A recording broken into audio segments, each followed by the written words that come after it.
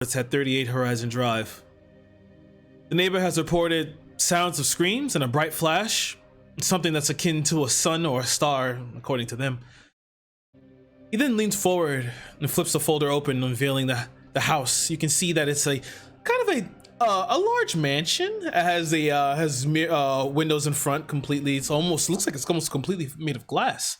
A sloped roof at the top, and you can see that it's on top of a hill. He then points down at the page.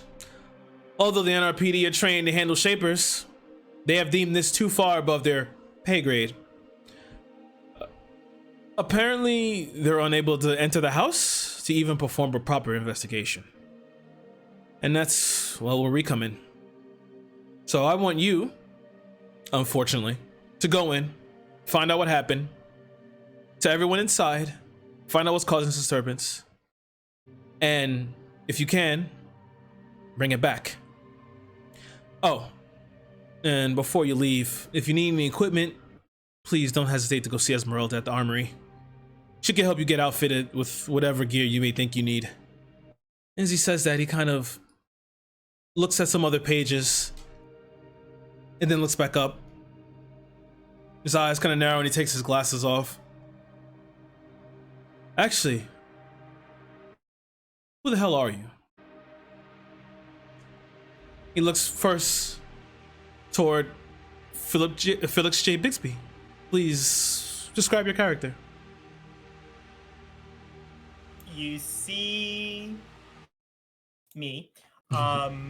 He's got silver, kind of perfectly groomed hair that reveals a bit of a round, lived-in face. His eyes are aquamarine, and they're set low in their sockets. He's got very rough skin because he's quite old. He is 48. But it does complement his eyes and his cheekbones and leaves behind the memories of the years that have passed him. He stands really tall amongst the others. He's 6'1", but he's not the strongest. He's more dexterous than anything. And when the guy looks at me, I'll say, "Thank you, sir. My name is Felix Bixby. I was sent here because of the training program." So, the training program. Okay. And you, he looks straight directly toward Timothy. Your story? Hello. My name is Timothy. I was assigned to this position after, of course, my talents were far in excess of my original intent as a caregiver. I'm just happy to do exactly what the department needs me to do. And we need to make sure that every anomalous thing, absolutely every anomaly is taken care of and contained. Great. Your story, Missy? Oh, Timothy? No, sorry, I should have given physical description. Go ahead. He's sort of brassy skin, basically literally like a flexible brass. Eyes are not just like solid jewel type of things. They look human, but there's like a slight blue backlight. And importantly, he has what sort of looks like his version of hair, which is just like a perfect, unreasonable comb over made of copper wire. Comb over, I like it. He looks okay. So we got a old man, you got a robot. You, Missy? He looks toward Kayla. Don't worry, Kayla, I got it. Yeah, it's not doing what it should. So as you look at Kayla, she's 5'11". She's got fairly long blonde hair.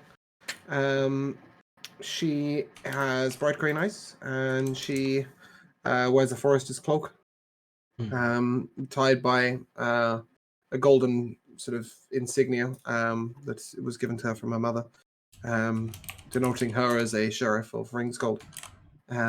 She looks up. Kayla, here to look down for the next subject. You look a little out of your depth here, lady. Maybe We'll see. Kevlar not good enough for you? I've been trained for this for a long time. He looks down. He looks over toward Edward Einstein. Jesus, I heard of you already. But go ahead. Tell us. Who are you? I would hope you would have heard of me. You were one of the ones that was there when you arrested me. But it does not bring up the past. My name is Dr. Edward Isaac Stein, and I work for you. Great. I'm right. here to find my medical license again. If you're doing a little talk show. Just listen. I'm gonna do my best to make sure you don't get that shit back. We'll see about that. Then he looks toward. What the hell is this physical supposed to be? description. Yeah, give me a physical description. Right. Yeah, he as he says that, he pushes up a pair of round spectacles that perches on his nose. He has a well-groomed, short, spark blonde hair and piercing gray eyes that seem to dart around the room. He wears a mix of a lab coat and Kevlar, as well as on his hand a weird, strange bladed gauntlet, as well as in his other hand he seems to toy with appears to be a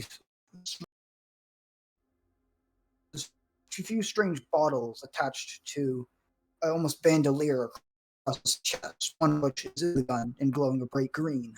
Okay. Yeah, his eyes dart around and watches everyone intently. And then he looks past you, and then his eyes land on the Kenku. What the hell are you supposed to be?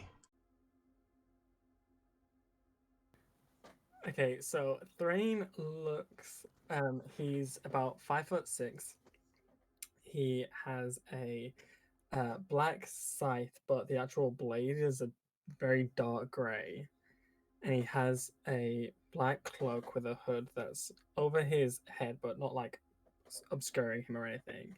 He's got dark blue feathers and then bright blue, like almost glowing eyes. Mm-hmm. And as you address him, he stands up straight. Hello, my name is Thrain. Welcome to the 6 o'clock news. Excuse me, I'm still getting used to this voice. I'm here to help, perhaps find some magic. Yes, maybe some secrets, maybe some things. I'd like to find things. And then he's going to very quickly sit back down. Holy shit, it talks. All right. Well, you got your orders. You got out of my office. Get this thing done. Isaac will kind of mutter, finally. And Edward stand up and mutter, finally, it's over. And he kind of stands up and makes his way out. You all stand up, and is everyone leaving immediately, or you guys are trying to wait around for anything, or? Edward's headed to leaving the armory. immediately. Well, everyone talk immediately at the same time. So, James, please. I see. Headed to the armory. Okay, yeah. So yeah, you all stand and exit as you the door as you go through the door and close it behind you. The sign actually swings slightly as you. I'm assuming Edward kind of closes it behind him pretty roughly. Oh yeah. Making your way through the building, through the department office, it looks on the surface a plain, regular, mundane office. Walking through some of the cubicles, you can see some of the other agents sitting there typing on the computers and maybe putting in some other different files from different incidents that they've gone and have returned from. As you walk through, you see some people carrying coffee, walking around, and you can see that most of them have like tired eyes. It just never stops for them. But you guys make your way to the elevator as it bing swings open. And standing before you is this large, suited Goliath. His hair is pulled back, like slicked back into a ponytail. But you see at his side, you find it kind of strange. Kayla may not be the most of you use different specialized sort of weapons. He just has a shield and a sword. The shield is slung over his back, and he has a sword just sheathed at his side. And you all know him to be the Aegis. That is just his code name, and that's what he goes by. What, sorry? The Aegis. Aegis. Yeah.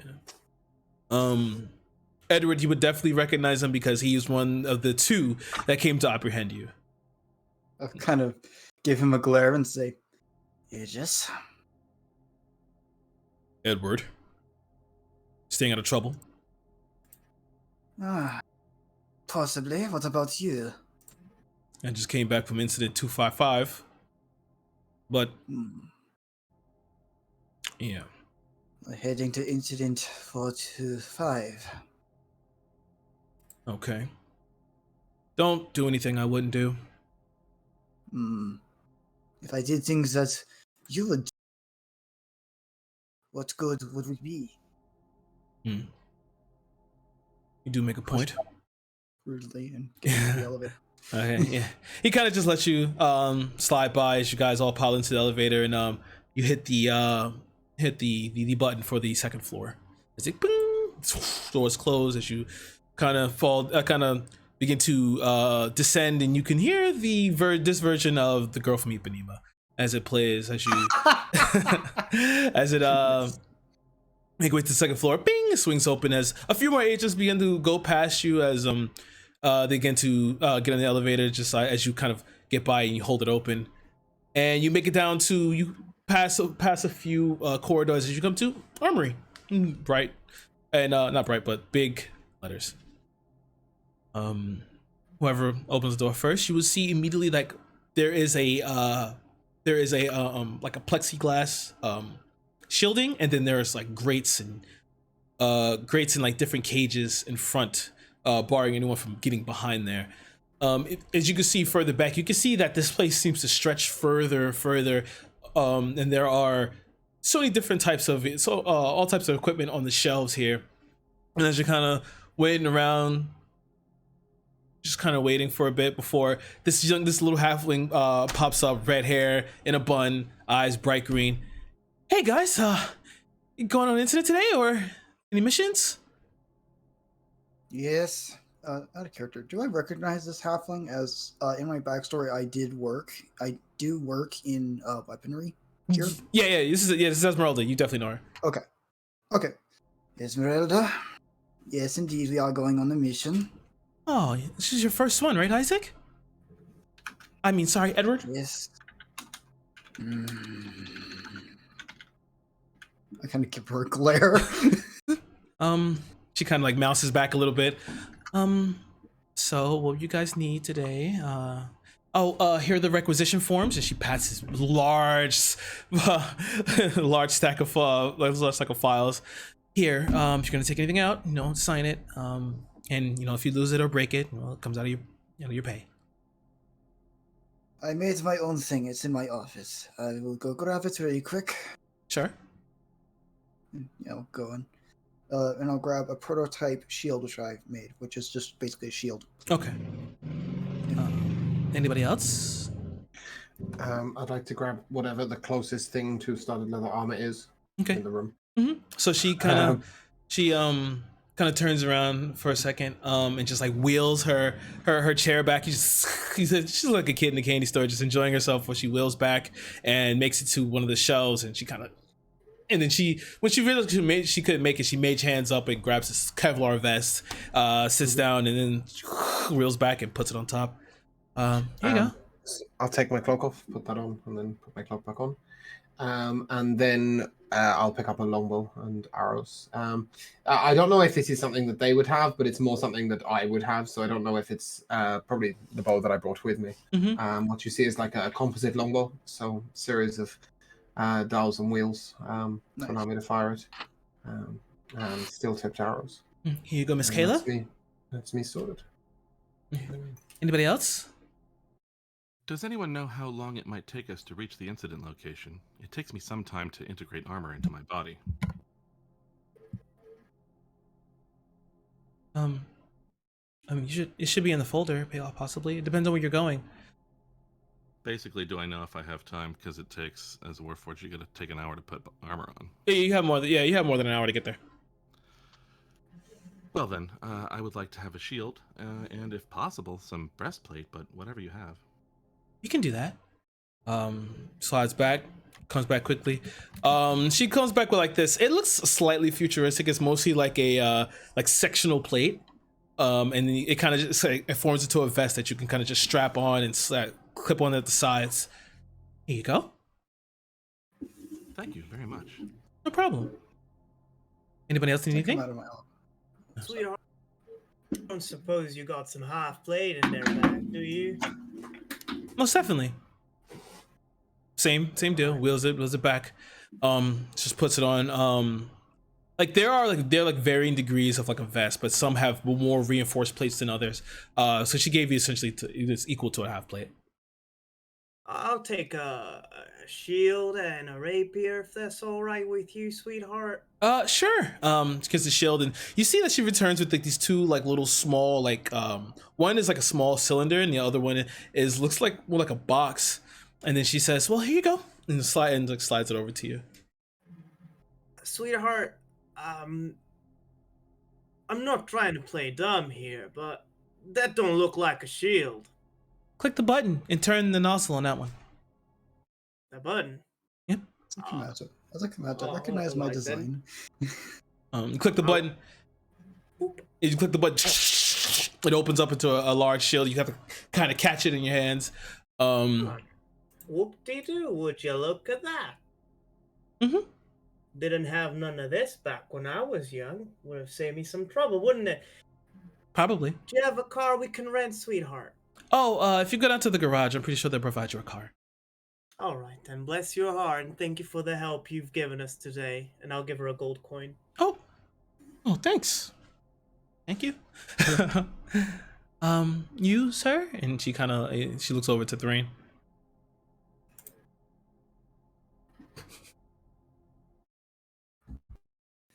No, thank you. I am very well suited already. Back to you. Interesting. And as you come out, Edward, oh, you got everything you needed? Yes, thank you. And he'll adjust a small looking bracer, and when he flicks a switch, and a green dome kind of appears around him for a bit. Mhm. And he kind of flicks it again and says, "Operation. Good to test these things. All right." All right. I'll try the half plate, and I'll kind of look uncomfortable with it for a bit. Is there any chance I can get some studded leather instead? This plate thing, it's just not my deal, sweetheart. All right. Sure. There's no problem with that. She takes the half plate back from you and gives you a Kevlar, just like Kayla had. Here you go. Well, good luck. I'm pretty sure you guys will do fine. And as you guys exit the door of the armory, you make your way back to the elevator and hit the G as you begin to descend into the garage. As a ping swings open, you can see immediately that there's like rows and rows of the same cars, mostly black SUVs. And you see just a simple guard that's kind of behind like this lattice shielding. He doesn't even look at you as you walk up. He just drops the keys right there on like this little small out jutting from the booth. Bring it back. You don't need to put it in a full tank. It's fine. And we'll nod, but look at the group and say, "So, who wants to drive?" I'll grab the keys. "I call shotgun," he says with a bit of a grin. As you walk forward, walk up, you just Felix, you kind of wave it around him. You can see it a little further off in the back as the lights kind of flash off in the dark side of the garage. It's like tucked away in a corner, but you get inside the SUV and it's the seats are nice and plush. You can smell it's been freshly detailed. It has that new car smell, or is that pine? Not sure, but you turn the key, start it, and begin to drive out of the garage. As you Want me to make a land vehicles check? No, it's okay. I'm not gonna rake you over the coals. You are Phyllis J. Bigsby, and I figured you've been alive forever, so you should know how to drive a car. Would you rather make that check? You gave me that face like you want to. I'm gonna activate my celery mutagen, which means I now have +3 to dex. Okay. I'll make the check to get us there like super quick. Okay. Hold on. That's okay. I'll take the 3 + 6. That's a 9 + 1d4 Just because down I a have shot and start driving. I have something called intuitive motion, which Mhm. allows me to add a 1d4 every time I'm driving. Mm-hmm. So that's 3 plus 6, so 9, 10, 11. Nice. So you whip around. You feel the car bump against something a little suddenly, but you shift it and begin to exit out of the garage. As you feel it kind of jut up first as you go over the bump and make your way out into the city proper. Driving through that nuclear sky you saw before is now it's dark. No moon in the sky, slightly overcast. Strangely, you see stars here and there, but not too much. Most of it is kind of blocked by the lights of the city itself. Some people are still working at this time of night. It's approximately like, it feels like nuclear earlier. It's like 7, 8 o'clock. So some people are working late. Some people haven't, some people left. Some people are on their way. But as you're driving, you are still managing to dodge some of the traffic, although you do feel that you did cut it close on a few of these twists and turns. As you continue to drive, and you find that now you're starting to leave this metro area, leaving the busy area, and now you've come out. And as the buildings become a bit more seldom, and the people a lot less frequent, you're starting to see trees and grass, more foliage and nature as you're driving this long winding path. When did you get on this path? It's been a while, but you do know where you're going. The place you're going is notorious for housing a lot of shapers. This is Shaper Society. From where you were was more for the mundane, normal, those without talent. And as you drive, you see some houses here and there that are large and grandiose, multiple floors, built for one family. You see that a lot of them have their own like acres of land. Some have large fountains, some have these really expensive cars. And as you pass through, you make your way winding up this almost mountain path. You see your headlights pass by it says Horizon Way. Horizon Way.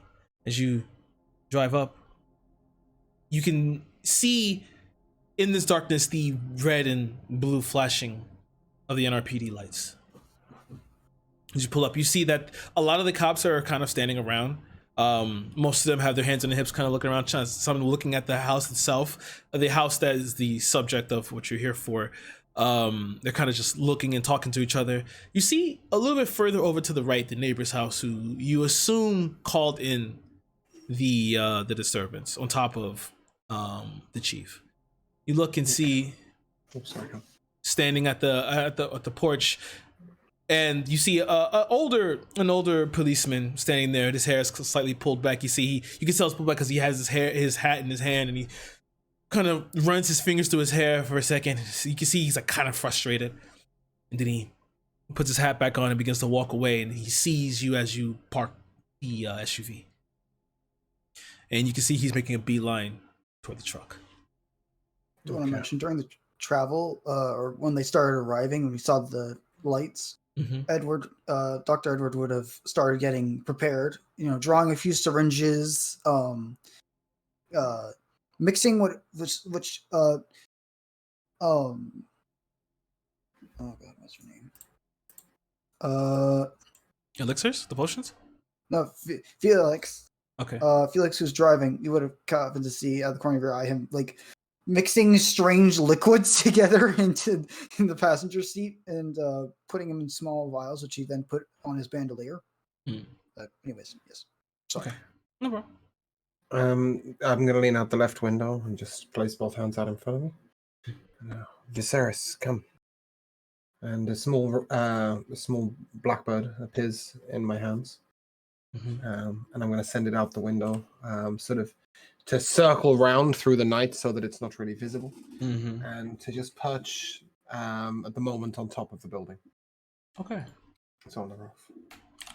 Right. And I'm going to sacrifice myself to make my weapon do fire. Okay.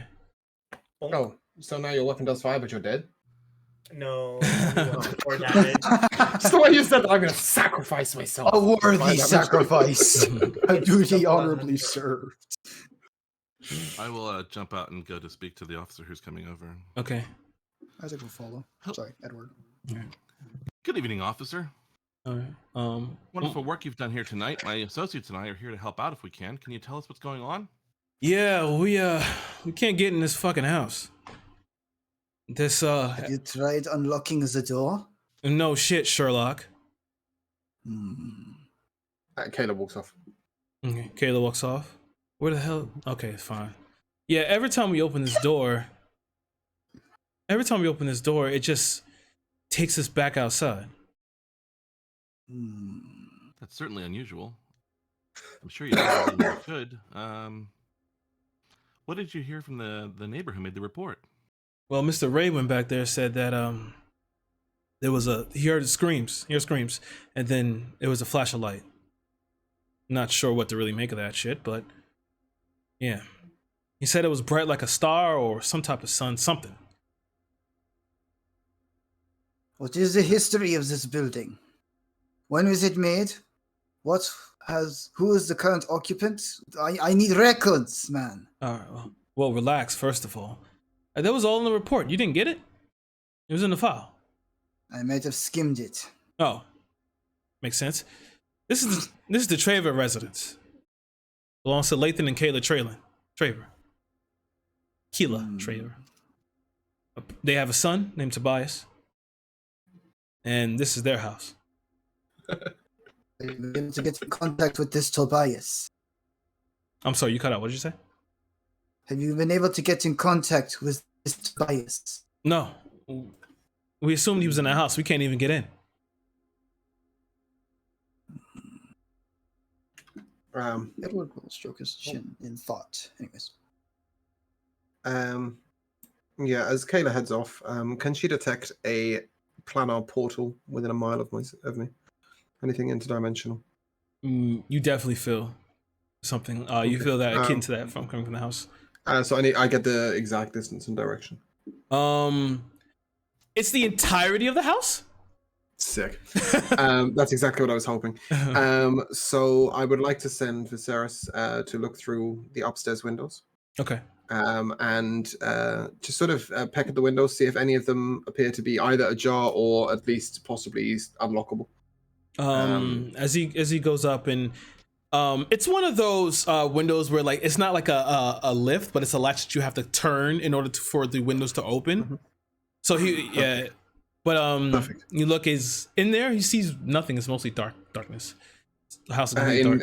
Okay, with dark vision, even so, nothing at all. Nothing. You just see it normal. You just see the house looks normal. It looks almost unlived in. Okay. How far is it up to the upstairs bedroom? You're looking about. It's a pretty big house. You're looking about maybe 90 to 100 feet up there. Okay. Yeah, I will and begin to climb up the side of the house. Okay. To get as close to the window as I can. All right. Give me an acrobatics check. Athletics. Sorry, athletics. Sure. You sure you didn't want to go acrobatics? That's 17. 17. Yep. You make your way up to there, kind of like trying to find like the grooves, because it's like windows and a little bit of brick here to give the foundation. You kind of climb your way up. Behind you guys, you see as the police chief is looking at Kayla. Okay. As you kind of go up and you make your way to the window. Yep. Am I now within 30 feet of the window? Yep. I'd like to Misty Step in. Okay. So you cast Misty Step.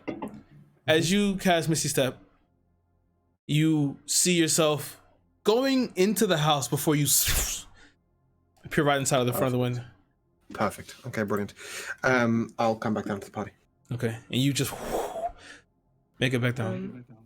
Is the neighbor... This is just me asking, like, looking around. Is the neighbor around? Yeah, he's standing on the porch. You see him, he has like his hair kind of slicked back slightly. His hair is like slightly salt and pepper, but he's a very dapper gentleman. You see he has like this velvet robe on. I'm gonna walk over to him. Mm-hmm. And I'm gonna turn my scythe upside down so that the bottom of it is facing up. Okay. And then, so like I'm gonna walk up to him and I'm gonna say, hello, my name is Thrain. Tell me, what happened here? And quite interesting. What might you be? Huh. Curious. I'm a member of the DOU. Please, what happened here? Huh. Well, I was sleeping. I had come back from some dinner. And I began to hear screams. And then I saw a bright flash of light. And And then? after that I called the police immediately. And you didn't hear another scream or see another flash? No, it's been quiet since. Interesting. Will we solve this mystery? We don't know. Back to you. Excuse me. And then I'm gonna walk away. Can I make an investigation check to try to deduce if there's any tracks leading into the house? Sure, you can make an investigation check. Can I just check to see if I can figure out what scientific knowledge I have? It's a 22. What possible reason this door would be able to spit people back out? You can give me an Arcana check, sure. Okay. When I get back to the group, I'd like to inform them. It's a natural 20. Okay, That works. nice. I'm not him talk first. Okay. As you're kind of looking around, first of all, Felix, you don't see any tracks entering or leaving the house. Oh, damn. It looks like there's nobody coming in, and there's nobody going out.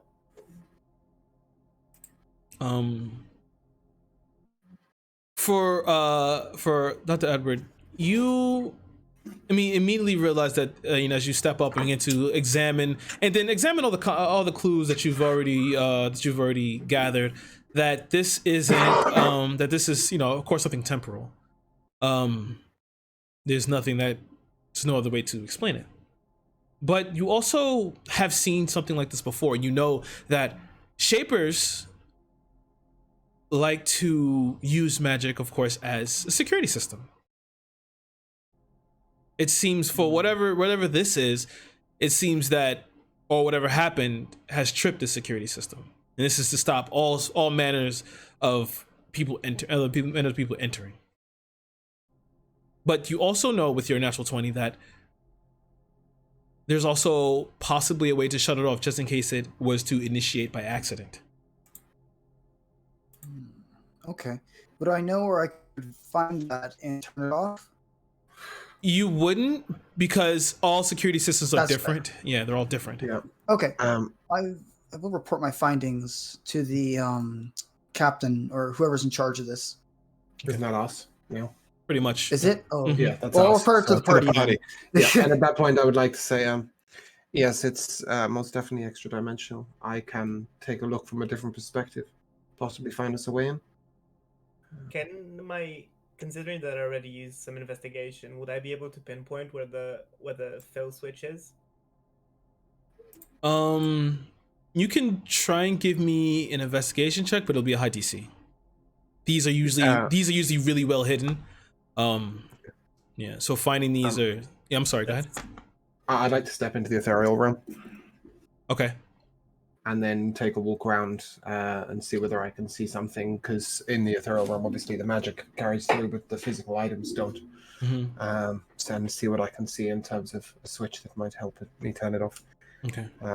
Or any form of magical disturbance, apart from obviously the fact the house is spitting people back out. Mm-hmm. Yeah, any other form of disturbance. Okay. What were you saying, Felix? Mine was a 16. 16? Yeah, no. You're looking around, but no dice. However, for Kayla, give me a perception check. Mm-hmm. That's an 18. 18.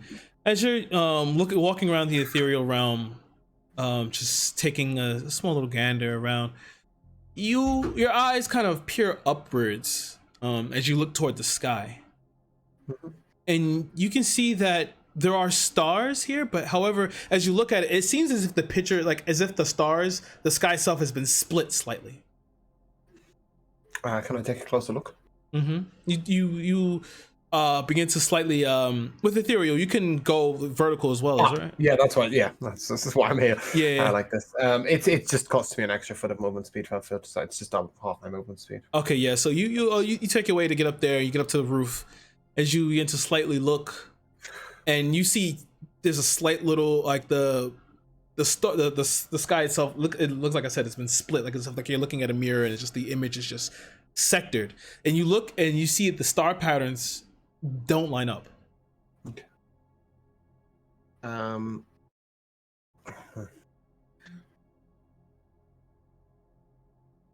And do I detect where that's coming from? What's causing that? What you're detecting is that well, even with your 18 and all this and everything you've gathered, I can give it to you that the source of this disturbance is coming from this little section here. Right. Okay. At that point, I will come out the ethereal plane. Mm-hmm. And I will call down to Edward. Your switch that you're looking for is up here, and I will take a piece of rope, swing it, and throw it down to him while holding the other end.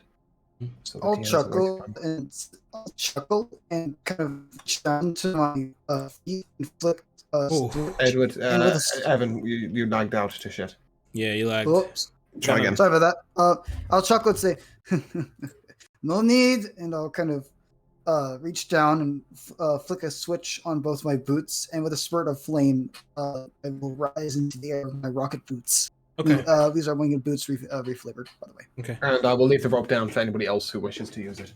I'm assuming the Kenku can fly, but not everybody's just able to go upwards. No, Kenku cannot Kenkus fly. can't fly. They not don't, fly. they don't No, have Kenkus wings. can't fly. They don't have Oh. wings. So yeah, Edward, you make your way up there. You jump to the top of the roof. Yes, Felix? I'm gonna look at Timothy. Now, Robot, is that? Did you say your name was Timothy? My name is Timothy. There's an R in the last syllable. My name stands for Temporally Imbued Mechanical Operative, and I'm the number 3 in my sequence. Where's 1 and 2? They weren't quite up to the same standards. Well, do you think you're going to be up to the standards to get yourself up that rope? Because you seem a bit heavy with all that metal. I think you'll find I'm a bit stronger than yourself. But I'm sure you can do it too. Oh, no, I didn't mean in strength-wise. I just meant, I'm sure you're packing a few pounds, buddy. Yeah, I think it's my strength I'm worried about if Timothy tries to come up. Yeah. I think I can find it. I figured Timothy would have his own manner of exploration tactic. I'll tell you what. I'll go up and I'll give the ranger lady a hand, and maybe you'll be able to pull yourself up. How does that sound, number 3? Sounds like excellent teamwork to me. I will. Sorry, go on. I'll make my way up and help you. I was going to say I will hand. Sorry, I was about to call you Esme. That's not going to help anything at all. I'll hand Felix a piton and suggest that perhaps he could secure it in the building so that we could tie the rope to it. All right, easy enough. You make your way Because up. I ain't got the strength, but I'm assuming he has. Yeah, easy enough. You make your way up with the help of Kayla, and you sit at the top of the roof. I've just noticed that Felix and I both have a -1 to strength. Okay, between us, we'll whack it. And also, Edward also has a negative to strength. Strength is This is great, guys. We're fine. We're fine. We'll work it out between us and It'll be fine. crack it in. What is the house made of?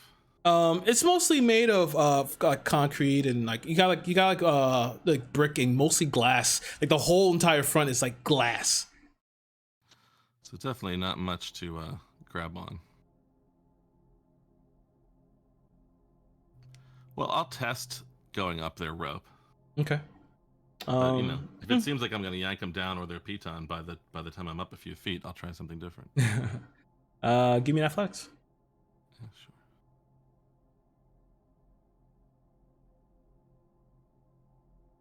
That's 13. 13. Does anyone want to assist a little bit or no?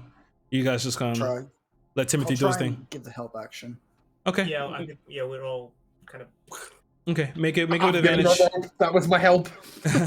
Make it with advantage, Timothy. 21. All right, yeah. With the help, with the assistance, you just, and as you're climbing up, you stick your hand and just climb yourself up and make it to the top. Oh, you're like, other than Thrain, you're all on the roof. Thrain, what are you doing in this situation? I'm looking up at them and thinking, what the fuck are they doing? Oh, can I just saw confirm? one just fucking fly. I just confirm Thrain can understand us, though, right? Yeah. Yeah. Okay. Get Cool. your I was feathers just checking. up So, here, birdie. well, you know why we're up there. Yeah. Okay. Cool. Right. But Just check. still, it's Yeah. Yeah. I was just you checking. Scale a building is, Yeah. Cool. Yeah, and then I'll walk over and I'll start, hopefully, climb up with the rope too. Yeah. Along with the holes that Timothy has made with his hand, you make your way up there. You just climb up, and now you're all on top of the roof. Edward will pull out the strange gun you all saw earlier in the office and kind of hold it ready. Strange enough, he pulls out a different vial and inserts a blue liquid instead of the green. Mm-hmm. Okay. So now that I'm actually up here, what are we actually looking at in terms of this trigger or whatever? So what you're looking at is like you can see that, and I would assume that Edward may relay the information you received earlier with his natural 20. He definitely would. That this is part of the house's security system. Most shapers have a security system like this, where it stops anyone from entering. So you can see here that there's a part in the star sky that the stars are misaligned. They look really, they're out of place. I'd like to turn to Edward. I assume that this is the source of the temporal disturbance. Do you understand it better than I? Possibly. It is a gamble, as I studied medical and biotechnology, not magic, but I know some. To confirm, the house security is purely magical? It's purely magical. Oh, in that case, I mean, I'm quite happy to investigate it myself. I'll also try and help. I'll try and give the help action.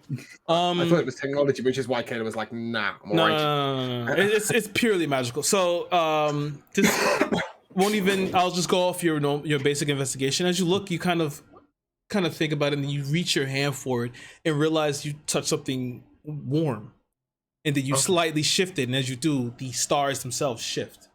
As they shift to a line, you didn't feel that. You see that magic field kind of shatter like glass, as if in a globe, and you know that the security system has been deactivated. I didn't realize I was going to be capable of this. Apologies from a player standpoint for misunderstanding. I will send Viserys to the door. Okay. And Down. make sure that we can sort of just peer through. I'm assuming the door is still locked in some way, so she can't just walk in. He walks up and you just pecking the door. Yeah, okay. I just thought I'd check. And then I will head down. Okay. I'm gonna fireman pull down the rope. Mm-hmm. Yeah. I'm gonna go down as well, pushing the blow with the boots. Okay. And I'll go open the door. All right. As the door opens, inside the floors are like this beautiful white marble. It's really pristine. As you can see, this silver railing that kind of spirals upward to the second floor. You see immediately to your right, just a little bit past the foyer area, is the living room. The living room itself has a large glass. It's like marble and glass fireplace. These two minimalist couches of leather. You can see a little bit further down immediately as you're looking. As soon as you come in, you look down, you can see the large kitchen with a white marble island in the center and silver appliances that are scattered about in there. You guys are in the house. How recently does it look like the house was last used by somebody? It looks fairly unused. Strangely. But even then, as you look around, there's no dust here, nothing. I'm gonna go over to the kitchen. Is there a fridge? I'm gonna grab Edward's shoulder and I'm gonna say, now, Doc, before you go in, wouldn't you think someone that went all to the trouble of putting the whole timey-wimey anomaly around the house wouldn't have trapped the front door? Yes, it was a very good trap outside. Why would they need to trap the inside? It wouldn't stand to reason. Well, I don't know how you magic or science folk work, but if I were to hunt a pigeon, I'd put a trap outside a cage and then another trap inside a cage to kill it. Well, here, let's test it. He'll say as he draws his gun and fires a bolt of ice and a bolt of freezing-looking energy inside. I'm casting Ray of Frost inside the house to see if it Shall triggers we not destroy the house? That's a great way to tell them we're here, Doc. Viserys will check, and I'll indicate the bird Okay. that is flying ahead of us to check for traps. All right. Specifically so that if she goes poof, I'll just summon another one. All right. Where are you sending Viserys? Just straight in? So straight in and then sort of round the kitchen first, and then I'll proceed to send her around the living room, etc. All right. And you watch. You sit there. You stick your hand out as she flutters off. You watch as she kind of glides in. She slowly flies through, passing by some of the walls and into the kitchen. She flies around, goes back to the living room, and lands on your shoulder. Okay. See? Like I said, wasn't one to reason why there would be no traps inside. Reasoning is not as good as being cautious and checking. I'm with Felix on this. I'll shrug and say, I go by my gut. And Well, there's a reason you got caught, Doc. And I'll give you 2 pats on the shoulder. Let's keep going then, won't we? I will give him a glare that could kill someone. But yeah, I'm stepping after them. It's like,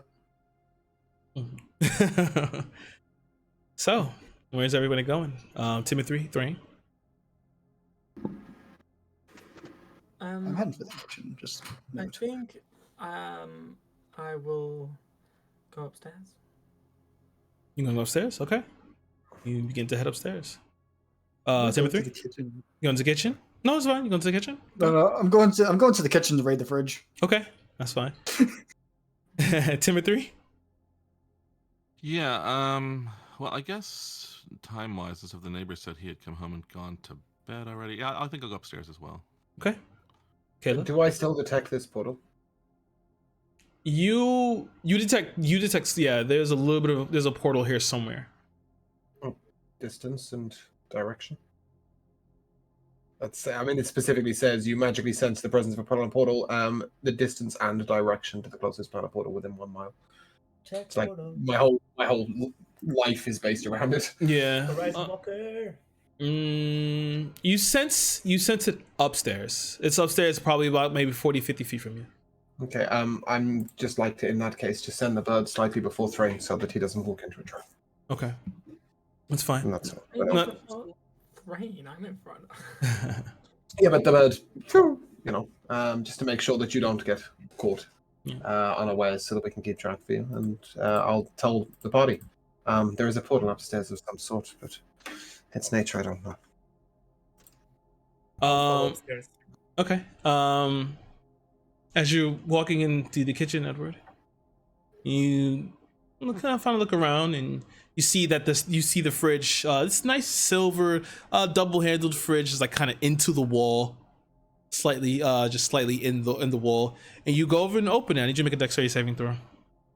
Oh no. All right. That will be a oh boy, that's a 7. It's a 7. So as you open the door, just a bottle of orange juice falls on you. Yeah. Scheiße. And you see inside this fridge, it's pretty clean, like no one lives here. Strange. Wipe off the orange juice from my lab coat, which is thankfully liquid repellent, Mhm. and look in, just see if I can see just something random to just take and snack on. Okay. As you're looking in, you see that there's a small little can in the back on the third shelf. Hello. I'm gonna reach in and take it out. As you pull it, you have a hard time pulling it before you hear an unlocking sound. As the door, you back up, at the door closes and it shifts backwards. And then the refrigerator moves to the side, revealing another door. Hey, everybody! I found something. And then, at that point, we're gonna go back. You're gonna go upstairs. As you step, the three. Sorry. Okay. So like when Kayla before said that there was a portal upstairs. Mm-hmm. Thrain's. I'm gonna stop walking, and then like slowly turn around to Kayla, and like one of my eyes will like slightly twitch. Did you just say a portal? Muted. How the fuck did that happen? Yeah, some form of extraplanar portal. I don't know the nature, and it may be invisible, so be careful. The bird will lead. If she disappears, hesitate. You're gonna see my eye like twitch again. I don't think I could do that. Yeah, all of a sudden, out of nowhere, I'm just gonna go, "Caw!" and then bolt. Okay. I'm assuming you're just bolting through the different rooms, or? Yeah, just looking. Okay, so as you're maneuvering through the second floor, you bust into one room and you see that you can immediately assume this is a master bedroom or some sorts. You bust into another, you see this looks like an office. And in the third room you bust into, looks like a child's room. You look around, you can see that there are toys strewn about. There's paint, these like little pictures on there's pictures on the walls. What are you doing? I'm like looking at like kind of frantically looking, like throwing pillows up in the air, looking through drawers, looking in cupboards, all the while repeatedly saying, where is it? Okay. As you're maneuvering through, because you're doing it so frantically, you tear open the closet door and maneuver through the clothes, and you see in the far back of the closet a mirror. As you look at the mirror, you see that the world you're looking at is different from the room behind you. The room behind you, in the mirror, in the reflection, is just completely covered in shadow. As you look, you see this bright blue eye suddenly before it kind of disappears into the shadow. Okay, so at this point, seeing this, it's kind of like, you know, in like a cartoon movie when a character gets like hypnotized or like something like that, and their like their pupils just enlarge, Mm-hmm. and they're like, "What is this?" Like that's the kind of like reaction you're getting from Thrain right now. He's like gently like touching the mirror, like looking all around it, like All right. just analyzing it. As you touch, okay, now who's that? Yeah, that was me. Okay, Vilix. Sorry, I wasn't even looking at the screen. I was. Go ahead, Vilix. So I was kind of like, I widened my eyes as Thrain is just going around frantically looking, and then when I see that they find the mirror and they kind of get enthralled, I'll just approach behind them. I'll analyze it a bit, and then I'll just say, well, it looks like Polly found herself a cracker, huh? Everybody, we found a mirror. Speaking of Polly, Viserys is wildly flapping in front of the portal to try and slow people down. And obviously Kate will be headed up because I can sense the portal. And yeah, I'll gesture to people to come up. I mean, I suppose it's only Timothy that's with me because Edward's in the fridge, right? Yeah. Yeah, Edward's still in the kitchen, so. Well, I mean, he's behind the fridge, so yeah. No, he hasn't got down. He's still just looking okay, at right. it. So Waiting yeah, for a response. and obviously I'm assuming everybody can hear Threem squawking out about finding it. So, well, yeah, we'll head over there. Yeah. As you guys are maneuvering around, you do hear Edward call up to say that he has found something as well downstairs in the kitchen. I'm gonna use message and send down in his direction. Up here we seem to have found a portal. What have you found down there? Can I respond with message? You can. Or is it Yeah. like this one? Okay, I'll respond. I have You can found respond a with secret this. passageway behind the fridge. I am not sure where it leads though. I'll come up and find you. 1 second. And he'll hop to it upstairs. Yep. Easy enough. You see them standing, like looking into this closet area, and the door to this child's room is open. Can I make an Arcana or some kind of check to determine if I would have heard somewhere what kind of portal this is? You can give me an Arcana check, sure. I will send, now that we're all there, I'll send Viserys to actually like fly at the mirror. Okay. Well, that's a right old 12. Not too sure. Portal's a portal. That's fair. Can I make? I have an determined Arcana- that this portal is a portal. Thrain? Yeah, could I make an investigation check or Arcana check to see what kind of thing it is? Sure, give me a Arcana check. All these checks, is my damn bird alive? It's a 16. 16.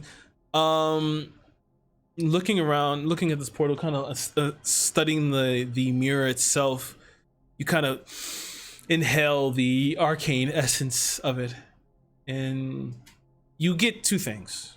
One, this portal doesn't go to a plane that you may know of, that's normal, the outer and the inner planes. It doesn't go there. Also, this portal, the area behind it feels really strange, as if it was created in this space. In this space, as in this house. Yes. Okay.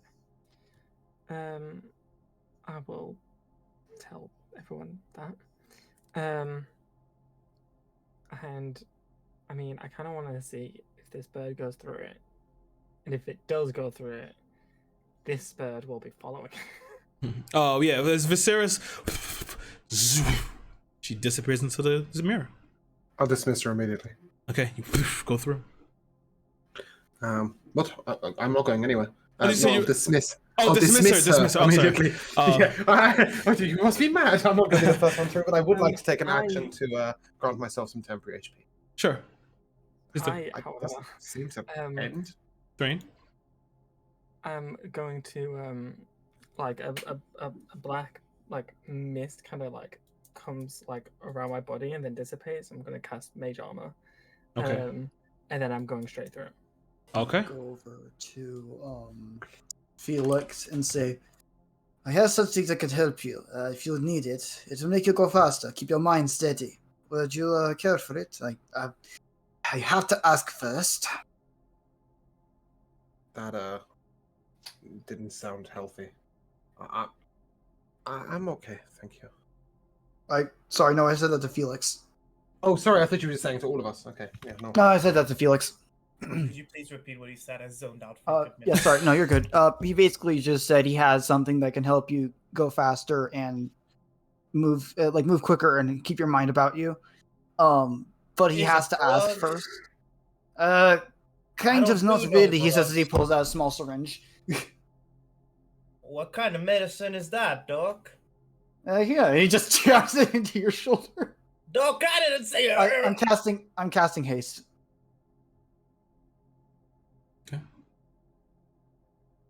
I don't know what that feels like, but I feel like I'm 25 again. Let's go. Timothy. Sorry, most of that was me looking about the noise in my house here. But I would like to look around in these other rooms that I guess were all thrown open by Thrain and look for the family members anywhere. Okay. Or any injured people sort of thing. Okay. As you're looking around through the, you leave out and head into the master bedroom first before going to the room at the end of the hall. as you see in here, you see that this is like a master bedroom. Black velvet sheets are all over this large king size bed, and you see everything here looks rather still pristine. You don't see and there's nothing out of place here. There's no blood, nothing. Then you go to you end up going to the office in the back. The window kind of overlooks the area that you came in. You can see the front yard, the front area where the police are still standing outside. The flashing of the lights are still hitting the walls as you're kind of just looking around. Give me an investigation check.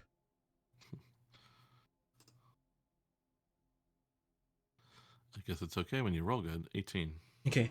As you're kind of like looking around the desk and looking, you see something odd.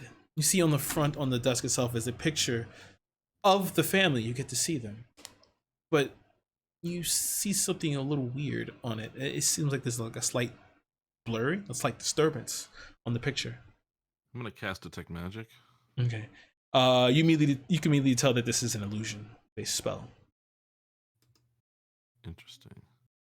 I guess illusion doesn't sound dangerous, so I would like to pick the photo up. Okay, pick it up. And carry it back to some of the others if there's anybody still around on this plane. Okay.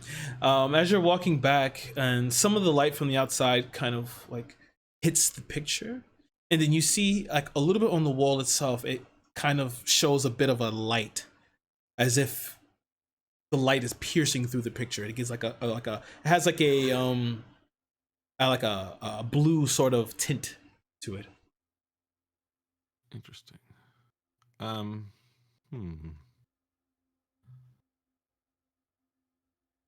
Well, agents, I found this photo with an illusion spell on it. It seems to behave a little bit strangely, but I can't quite tell what it's doing. Does anyone have any thoughts? Well, may I take a look? Certainly. Yeah. Pick it up. Looking at the photo, can I make out all of the picture clearly? You look at it, but then you see that the father's face is a little blurry. Mm-hmm. Just the father's face. Just the father's face is blurry. I could dispel the illusion, but that seems like quite a expenditure of resources when the likelihood is that the identity of the father is being concealed in some way. I agree. I'd like to try something. I don't know if it's going to do anything. Hmm. But I'd like to overlay a secondary illusion that is effectively a black rectangle with a hole just where the father's face is. And then hold the picture up to the light. I like that.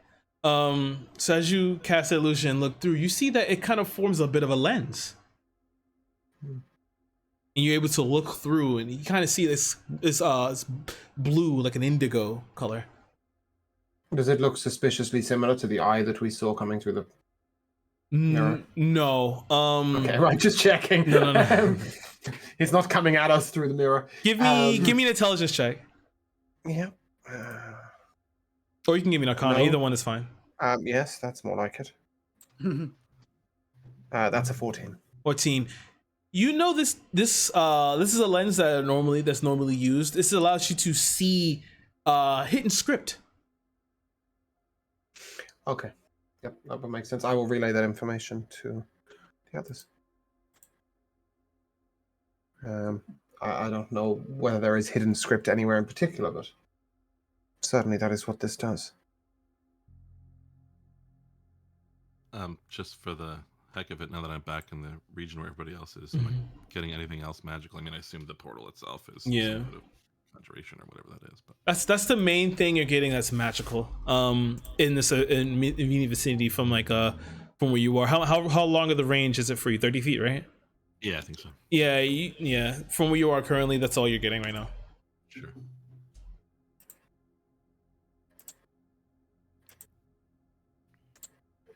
So, I'll go inside.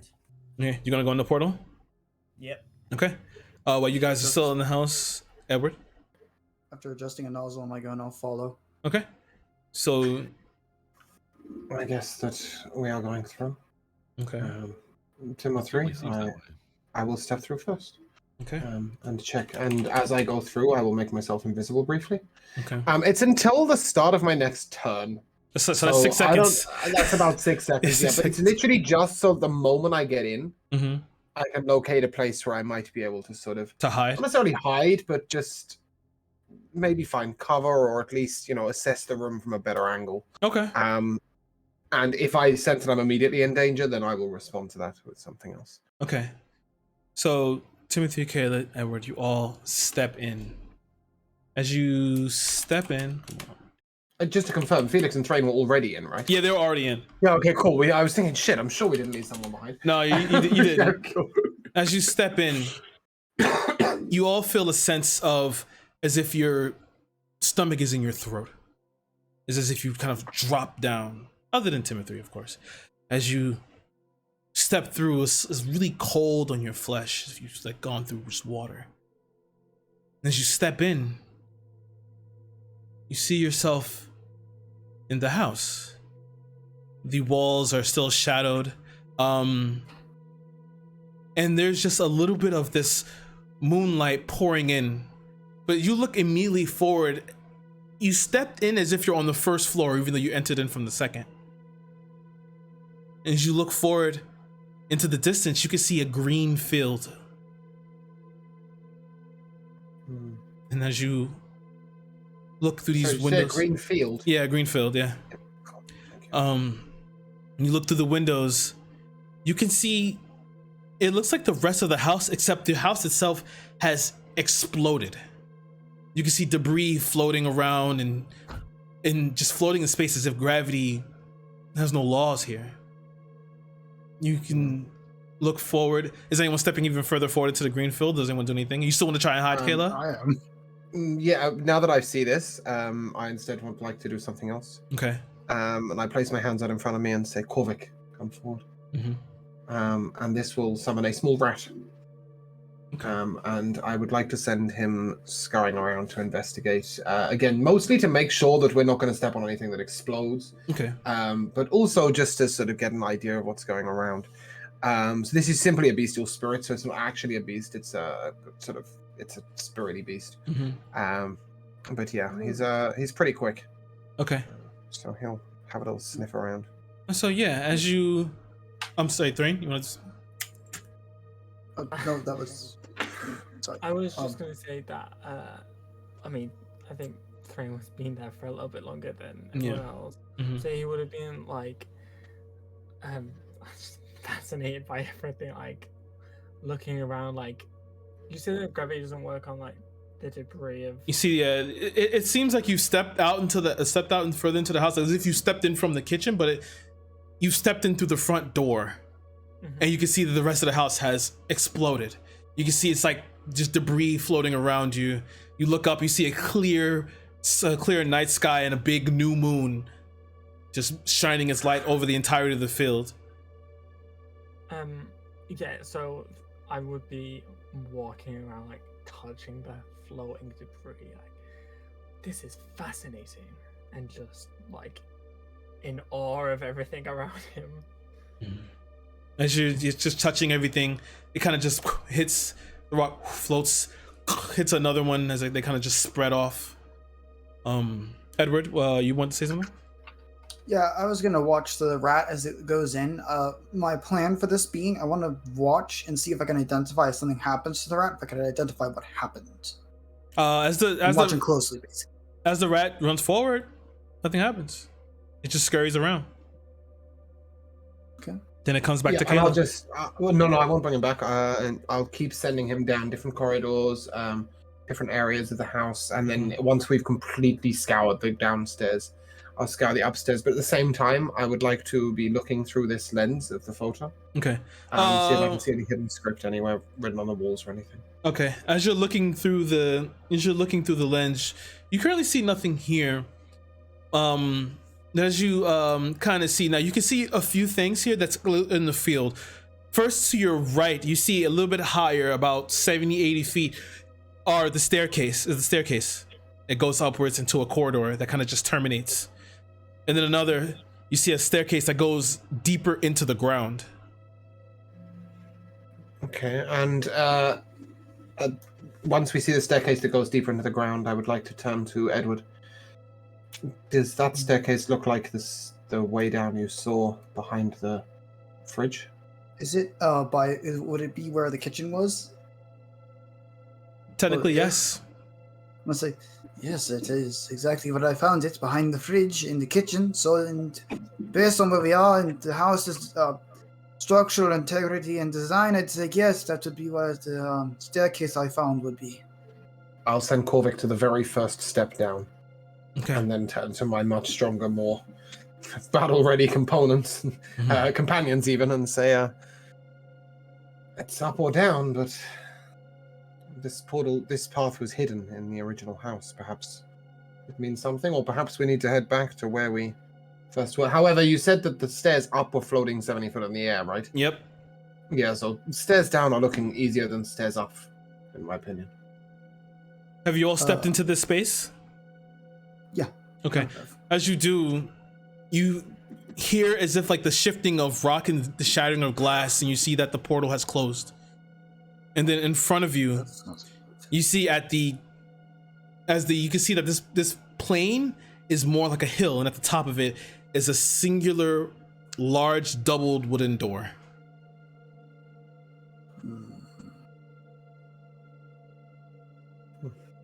As is above, as is below, as it were.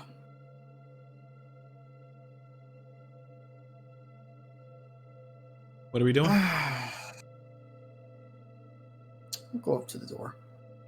And the stairs down? Yeah. All right, you walk past. Are you going to send Korvik further, or are you going to keep him at the top of the steps?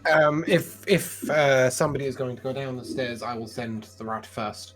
Okay. I'm effectively, really sadly, just using this as trap detection. It's just so that the rat explodes instead of us. Yeah. That is. If any, I'll walk over to the top of the area there, and it should be within 10 minutes for the detect magic. So if there's anything within the first little way that's magical, but trap-wise, I would know. Detect magic's probably blinding you at this moment in time. Yeah, this area is profuse with magic. This entire area is just strictly magic. However, you feel comfortable that there's no magical trap here. However, give me an insight check, Timothy. All right. That's a 16. 16. Feeling the magic around you, you feel that this is completely different. You can feel that the laws here might work differently for some things that you do here. It kind of puts you on edge a little. This is an unpleasant place for me. Things don't seem to be following the ordinary laws. We should definitely be careful. I don't detect any magical traps in the first portion of the stairs, but I'm not certain I can trust myself under these circumstances. Hearing that, can I take an arrow from my bow and just fire in a straight line as far as I can? Yeah, you can. You pick up the bow and fire it. The arrow And it flies. travels normally? Travels normally. Okay, good. Well, regardless, at least the more mundane of laws seem to be the same. I'm gonna pull out a small stick, crack it, and hold it up. It's a glow stick, reflavored torch, and gonna look around. Okay. New light. As you walk down, you open the door as it clinks open, and you open it. You feel this rush of wind hit you. Before everything seems to just go silent. Are you stepping completely past the threshold? Korvik is. Yeah, I'll let the rat go first. All right. The rat goes first, and are you looking through his eyes, or he just like kind of speaks to you? Okay. I can't. But I can sense what he feels. Okay. That's. I don't know what that's meant to mean, but if he's dead, I'll know. So that's what I'm defining it as. So Edward, you watch as the rat runs past you into the darkness. You can see nothing before you. Kayla, you feel if a rat could say "Holy shit," this is pretty much what the rat would say. That's what you'd be feeling right now. Okay. At that point, hold on. I want to use a spell slot on that. I'll head to where Edward is and call Korvik back to the beginning. And I'll say, "Hold on, Edward. Corvic. Um, and I will touch the rat and cast Beast Sense. Okay. Then I'll send it back in, and I'll watch through its eyes and hear what it is. Okay. As he sends the rat back in, Oh shit! Hold on. I'm gonna I can't do that. throw in the glow. Oh, okay. Well, even still, I'm gonna throw the glow stick into the into the doorway, into the darkness. See if it makes any effect. All right. You throw it into the darkness. It's as if the darkness swallows it completely. You see nothing beyond it. I can't concentrate on Beast Sense and Summon Beast at the same time, so I will undo that. And I will simply speak with him and say, "Oh, what did you see?" Okay. Just roll me a d20 and add your spellcasting modifier. Oh, that's an app 1. Okay. Oh dear. You try and perform this speak with the animals, and you look at as Corvid looks up to you, and then just you see that as you speak, he doesn't understand you. Because he's been changed. Can I make that as an insight check? It's not that. Give me an insight check of what's happened. Insight's my thing. That's a 29. All right, you get the feeling that what Timothy said is what happened. The rules here work differently. It is as if your magic was turned around. Right. Okay. That's absolutely fine. I'll dismiss Corvic. No, not like bye, like through into the blackness. Okay. And I'm just gonna let him go in, and the only thing I'll know at this point if he's in the darkness is if he's dead, because obviously I can then concentrate another spell. He's not dead. Okay, cool. It would seem if we head in here we don't die unless it only targets things bigger than rats, but something is happening in there. Let us make a scientific pursuit then, my lady, he says with a bit of a grin as he takes a step inside the doorway. Okay. Sick. Felix, how are you at this? What are you doing at this point in time? Well, it looks like we're about to get our hands a little bit dirty, isn't it? But it's all right. Back in the farm, I used to move around the pigsties, so I'm not too shabby, isn't it? Let's go in then, everybody. Thrain? It's dark, right? Yeah. As shit. Yeah, so I have a devil sight, so I can see in the dark, and magical darkness. What do I see? You see just that threshold. Your devil sight is it. You feel that it perhaps may be working, but something is blocking it. Okay, then I'll probably be cautiously behind everyone following them. Okay, then Timothy. I'm going to spend a couple of sorcery points on my Bastion of Law, and a little brassy ward shimmers around me for a moment, and then I will also step through. Okay. As you all step through the shadow, you can see as you get that same feeling again, but it's more like as if there's bugs just crawling on you. The darkness feels as if it's just trying to pull away your flesh from your bones. And as you step in, you see chains. Thrain, with your devil sight, you look around, you see what others cannot see. You see that the walls are made of flesh. You see from the flesh there are chains that are all meeting in a one singular point. And at the center is this, I guess you can akin to a Fabergé egg. And it seemed to be holding it in place, holding it aloft.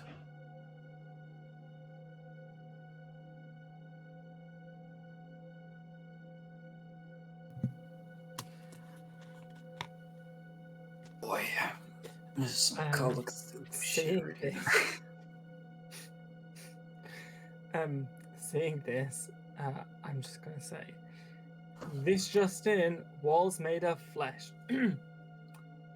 Don't touch the walls, people. I'm sorry. Did you just say the walls are made of flesh?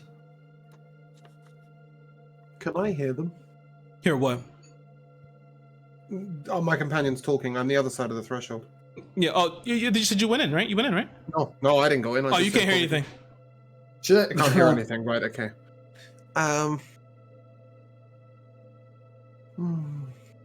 Yeah, alright. I'll step through. Bye. Oh, there we go. I'll step through, bow and arrow in hand. Okay. You step through.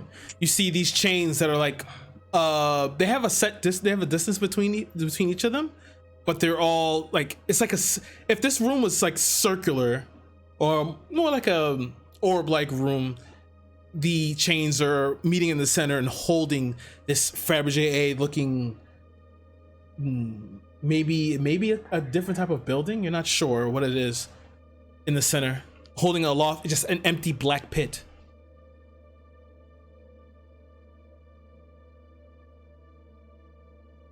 Okay.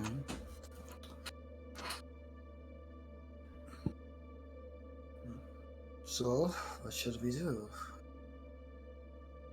Shall dig? He says, kind of flicking a switch on his gun, and a small flame appearing at the end. It's really far away. It's that circular area is it's like 120 feet from you. Well, my firebolt has 120 range. Okay. Our directive is to return anomalies to the department. Should we not try to do so first before attempting to destroy it? Robocop's got a point there. I suppose you're right. He'll flick the gun again and put it away. And he's like, "But how the hell are we going to transport it?" And that begs the question, can we get back out? Excellent questions, Doctor. Well, I tested that we could get back out with the rat, so I'm assuming we can also get back out. Out of this area, but back out into the real house? Perhaps. But not through the same way, I guess. Later, perhaps I can see whether I can find us a portal. But right now, there is still more to explore, no? Indeed, but we must think about what happens if worse comes to worse. And we must make an escape. Well, we will have to look elsewhere for an exit. I do not have the resources right now. You said black pit in the middle of the room, correct? Mm-hmm. Is it black as in it's got black sides, or like it's black inside? It's black inside. It's darkness. Right, okay. Yeah. That saves me from wasting clairvoyance. I will regret this. Oh no. I will get close to the pit and take a peek inside. I thought it was be up in the air. careful. Oh, No, have I misunderstood? I thought it was suspended in the air. It's suspended in the air, but the thing is, there's a pit beneath everything. It's just like if you were to step off the side of the platform, you'll fall into it. I thought the pit was suspended in the air. Right, I now understand what's going on. Okay. no, yeah, I was talking about. Yeah. And that's just like Really chains we're going, gonna and waste there's your the clairvoyance. egg, and beneath it is the pit. Yeah. Okay. Okay. If you're looking, But if the you're egg also seems like a house. yes. Okay, sorry. I was worried I misheard you there. No, you didn't. Yeah, you look into the pit. It seems to stretch infinitely down. And so you can get from here. If you look into the darkness might look back into you. Doc, how's the darkness gonna look back at us if it ain't got eyes? It's a saying. So when I made Three, and I gave him starting equipment, I got the stuff that a warlock would have, which includes a small knife. I'd like to take out the small knife and drop it in the pit. Okay. You do so. You never hear it hit the ground. Oh, poor Korvik. Okay. Korvik is in here, right? Yeah, he's in there. Yeah. He's going to take a nice leap of faith. Okay. And into the black pit he goes. The thing is, Kayla understands that these are not real animals. They're just spiritual incarnations, so they don't die. They just disappear. You have Cease to exist is the word. you have Corvick Yeah. jump into the pit. Mm-hmm. Don't hear him hit the ground either. Nope. Does he die? No. Well, I can tell you How this. far is it? Sorry, go ahead. How far is I what? can tell you. Oh, I'm sorry. We don't know how far the bottom is, I guess. No, I mean Um, like from the edge of the pit to the egg house thing in the middle. Oh, it's about 120 feet. Like there's Okay, so even the pit is that whole thing. Okay. yeah, even from where you are, as you walked in, like I said, there are chains going that's holding it, suspending it above. I can tell you this. Going into the pit does not necessarily mean death. The rat is alive. Sorry, just to clarify. So, does Kayla just have like multiple familiars? No, it's summon beast. Okay, could Yeah, it? Well, summon bestial spirit, but I can't see through their eyes, and I can't Like in communicate with them. memes, that's all I need to know. He No. chuckles a bit as he steps forward and flicks the. Or actually, you know, it'd make more sense if he pushes a button. Okay, so he's got to push a button on his wrist pad, Mhm. and the boots will spark up again. He's going to say, "Remember me!" as he takes a jump, and boots activate, and he's going to try and slowly float down. Into the pit. Yep. Okay. You float down into the pit. Next episode, Evan plays. Doc, I don't suppose you want us to give you a hand before you're out of reach, do you? Throw me a rope. That might be good. I'll do throw so. him- All right, Yeah. you throw the rope as you fall into the pit.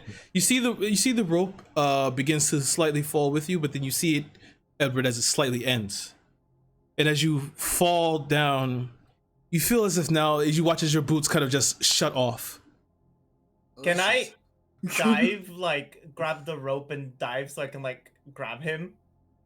Oh, you want to try and grab the rope? Like you want to try to dive for it to grab the rope? Like, Tarzan style, I'll go down and try to Oh, grab him. jump down, grab the rope, and grab him. I'll dive. Hopefully it'll give me time to either, like, reach him, even if it's just, like... I'm 6 foot, so maybe I can reach him with my hand. This is about to be a 3-person one-shot series. Oh no! I threw the rope and held the other end. If Felix grabs hold of it and then takes the weight of Edward as well, I will probably let go. I'm just saying that right now. Because I don't want to be pulled in there. But I'm hoping Timothy is closer enough to me to also grab the rope. So what are we doing? So you're gonna try and jump off the pit and grab the rope Tarzan style? Yeah, and grab Doc before he dies. Okay. Well, How are you going to overtake him? Yeah, that's the thing. Floating. You're just going to fall after him like, whoa, woo! Good luck. What do you want to try and do, Felix? Yeah, I'll try to grab his hand. Okay. Give me acrobatics first. Well, no. That's Oh, mind you, I suppose 18. he was. Wait. He was floating down. That's an 18. Yep. Okay. Now give me a dex check. Not a dex. Is it like a dex saving throw? No. I need a dex Okay. check. Yeah, this is you trying to grab him. That's an 11. to grab his hand. 11. All right, Are give you willing? Edward. Yeah, no, I'm willing. Edward, give me a dexterity saving throw. It's not about whether you're willing. This is gravity working against you now. So give me a dexterity yeah. saving throw. Oh, that's a 14. 14. Okay. Do I live? As you're falling, as Felix jumps forward, with the rope, someone holding this rope. I was holding it and hoping that Timo might grab it with me. I guess so. Okay. 3 persons down. All right, Timo. All right, I need a strength check from Timo and Kayla. That's it, since they're helping each other. I need So the 15 for me. 15 for you. There we go. That's the button I was looking for. And a 9 from me. I'm Okay. never claimed to be strong. Okay. Keep 18 But I and do have the reflexes to let go of it if I get dragged. Maybe with advantage, since they're helping each other. Not this. This I didn't want. I wanted the combined. Their combined strength there. Felix, as you jump forward, You stick your hand out as your hand begins to slightly. Are you wearing gloves or no? I'm wearing gloves, yes. Okay, so the rope doesn't burn you. So as you're sliding down, you stop as you grab on to Edward. His body just jerks slightly as Edward, as you look down into the pit, you see an operating table, and you see a doctor standing there with a scalpel, a sly smile. But you begin to get pulled back up and back onto that landing. As I pulled up, can I look directly into this surgeon's face? Mm-hmm. And can I see what his face looks like? Sure, give me a perception check here. Okay. Perception. I have proficiency with that. Fun. That's a 15. 15. You see this, he's an older gentleman. His eyes are this ice blue. His hair is kind of like spreading on the sides, so he has the hat, but he has the mask over his face. You can see that his coat, his coat is covered in blood already. And you can just see at the side his instruments are covered in blood, slightly caked with scraps of flesh and hair. As I'm being pulled up, also really quickly, can I see if there's a person on the operating table, and if so, what could I determine with my medical knowledge what kind of performance he was trying to do on this person? Okay. There's no person on the table currently, but give me an intelligence check here. Intelligence check? Yeah. Straight intelligence check. Okay. Mm-hmm. That's 19. 19. You have heard through the grapevine that those without talent are known to visit these black market undercity doctors and surgeons that can possibly implant magic within you, or even awaken the talent within you. Interesting. Okay. All right. As I'm getting pulled up, I'm gonna try to press the button again. Are my boots flaring up anymore? As you get pulled back out, you see that the boots they're just seem to be struggling to reclaim that their immediate vigor, their original vigor. I'm gonna press it a few more times. Like, that's a bit of a problem. I'm gonna take out a small wrench and start trying to fix them up a bit. Okay. This is mending. Mm-hmm. So you guys are now. Top? Yeah, you guys are back on this landing now. Good. I'd like to let go of the rope and turn to them. Do you think we might have a little more caution? We're professionals. Every scientific experiment must require some risk. Besides, I have learned something down there. There is a doctor, a surgeon, an older gentleman. He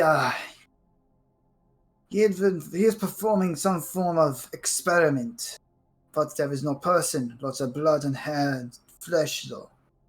Why don't you jump down head first and see if you find out what's down there? What he's doing. Really, jumping head first would not be fun and would not be optimal. It would be far more logical to fall feet first if you are to have. And even more logical to prepare to decide how to fall slowly before we jump. Thring. I did. I had my boots, but they failed me. Perhaps they wouldn't have failed you if you stayed up here and used them to fly out and inspect the egg object in the middle of the room. If I can get them working again, which I did. I'm trying to. Can I fix them? Yeah. Give me a. I'll use a tinker check here. Just give me an intelligence check and add your. You have tinker's tools. Yep. Tinker's okay. tools. Yeah. Yep. Add your proficiency with it. Proficiency. Sorry. That is 22 plus my proficiency, which is plus 4. So that's my math's correct. 26. Okay. Yeah. And you futz around with it a bit before you. There you go, and you find you're able to set them right. You see that one of the mechanisms might have slightly burnt out, but you take the time to be able to rub off some of that burn and kind of like do a little bit of your mending in order to bring the coil back to working efficiency. You slide it back in, and then they're able to work again. Give it a quick press as a few flames spurt out. It's like, there you go. Mm-hmm. I'll investigate that egg now. And perhaps you might take a moment. Thrain, have you detected anything unusual in your search? Well, whilst all that craziness was happening, um, Guys. Thrain, I was investigating the thing floating in the middle of the room. Mm-hmm. Like, you can't get over to. You just would look at it because it's far from you. Yeah, I was just like looking at it and just just around where we are, see if there's anything that we've not noticed or. Okay. Give Just me. taking it all in and trying to sound out the screams of Felix running, and All right. You can give me an insight check here. Shit, what is my insight? Okay, that's a 16. 16. Looking at it, you begin to just kind of study it a little bit, and you see that you kind of like you kind of walk to the right of the platform as far as you can go, and kind of like get down and like lean over. You can see on the opposite side that there is a door that leads into this center area here. You figure that this is probably a chamber, an inner chamber. And then, as he reports this, can I turn to Edward and say, perhaps you might do us all a favor and tie this rope to yourself before you try and fly up. We don't know when your boots will next stop working. No offense to your crafting. Yes, but no offense to your crafting, but the magic down here works differently. Rope does not. Takes the rope and ties around his waist before he powers up the boots and flies up to the egg. Okay. Can I just metagame? Timo Robot, you look fairly strong. Are you fairly strong? Yeah, I mean, I've got a... Can I give you the other end of the rope, please? +6 athletics. Because frankly, if he starts falling, I can't catch him. Yeah, sure. I got it. Thank you. Okay. Investigation check? No. First of all, I need a D20 add your spellcasting modifier. Oh, okay. To find out if Timo's going to be catching you. It's like, so that's intelligence plus my. That's a D20 plus my intelligence. Mm-hmm. Or no, sorry, spellcasting modifier, which is also my intelligence modifier. So that's an 11. 11. You get a little further out, and you see like your boots begin to kind of like cause you to sway. You kind of lose control before they turn off again. You find yourself falling. You're close. You're about close a little bit where it kind of puts you close to the chain, one of the chains. You think you might be able to grab onto it. I'm gonna try. Give me a dex check. Dex check. All right. Oh boy, that's a 6. 6. No, you miss it. Scheiße! Give me a strength check, Timo 3. Since you're holding on to it. I will help him. Obviously, I'm not okay. in the rope and buggered off. This is just Good work with so I have help because that wasn't that one. Yep. Did you want combined, Kirah, or did you want him to roll with advantage? Whatever you guys choose. You can go combined or roll with advantage. It's not going to matter. I've seen his rolls, so okay. I'm not going to metagame there. I'm just going to let him fail. Yeah. So, if you like the 3 or the 8, as you try and hold on to him, it just slips through your grip as Edward plummets into the pit. Before that happens, how far is the egg? The egg's 120. Damn it! It's 120. It's 120 foot. Well, oh dear. So, to be honest, now the experimenter has gone, we might make some sensible choices. Bruh. Can I try to get like a jumping start and jump on the doctor's back? You want to try and so you want to try and run? It's gonna be a high DC. That's okay. So if I do a long jump, I can come. Honestly, just let me plummet. I kind of fucked myself over. Wait, hold on. Let everyone speak. So what you say, Felix? So if I do a long jump, I can cover at least 8 feet of movement. Mm-hmm. And then I want to jump on the doctor's back. Would that get me like, let's say, 30 feet away from the egg before I actually fall into the pit? No, it's still really far off. The doctor didn't make it that far. Did Timo let go of the rope, or did Doctor fall off the rope? Well, the thing is like since he was holding the rope, the strength was checked to see if he can hold on from the velocity, So and it we slipped lost through the his rope? hand. Yeah, the rope was going with Edward. I'd like to turn to the party. Does anybody else have any rope? I've got some rope on me. Could I please borrow it? All right, but don't you go messing about with it, because I don't want it to come off my paycheck, sweetheart. I will shove an arrow through the top of the rope. Okay, I got you. There is chains, correct? Mm-hmm. I would like to fire the arrow above the chains Mm-hmm. so that the rope goes over the chains, assuming they're not more because the chains are nowhere near as high as the pit, right? No. They're Yeah. literally like on the same level as you. Yeah. So I would like to. Oh, sorry. I thought they were suspended above. No. Wait, what is suspended above us then? There's nothing suspended The above egg. you. Oh, so the egg is just suspended in the center? Yeah. Oh, sorry. I'd like to change what I'm doing then. Mhm. I will put the pit in through the chains. Mm-hmm. And then secure the rope to the chain, and then I will take the rope and wrap it around myself and say, perhaps we might walk across the chains. Once I can secure it at the other end, I will help you all to get across. Okay. Does anybody else have a piton on them?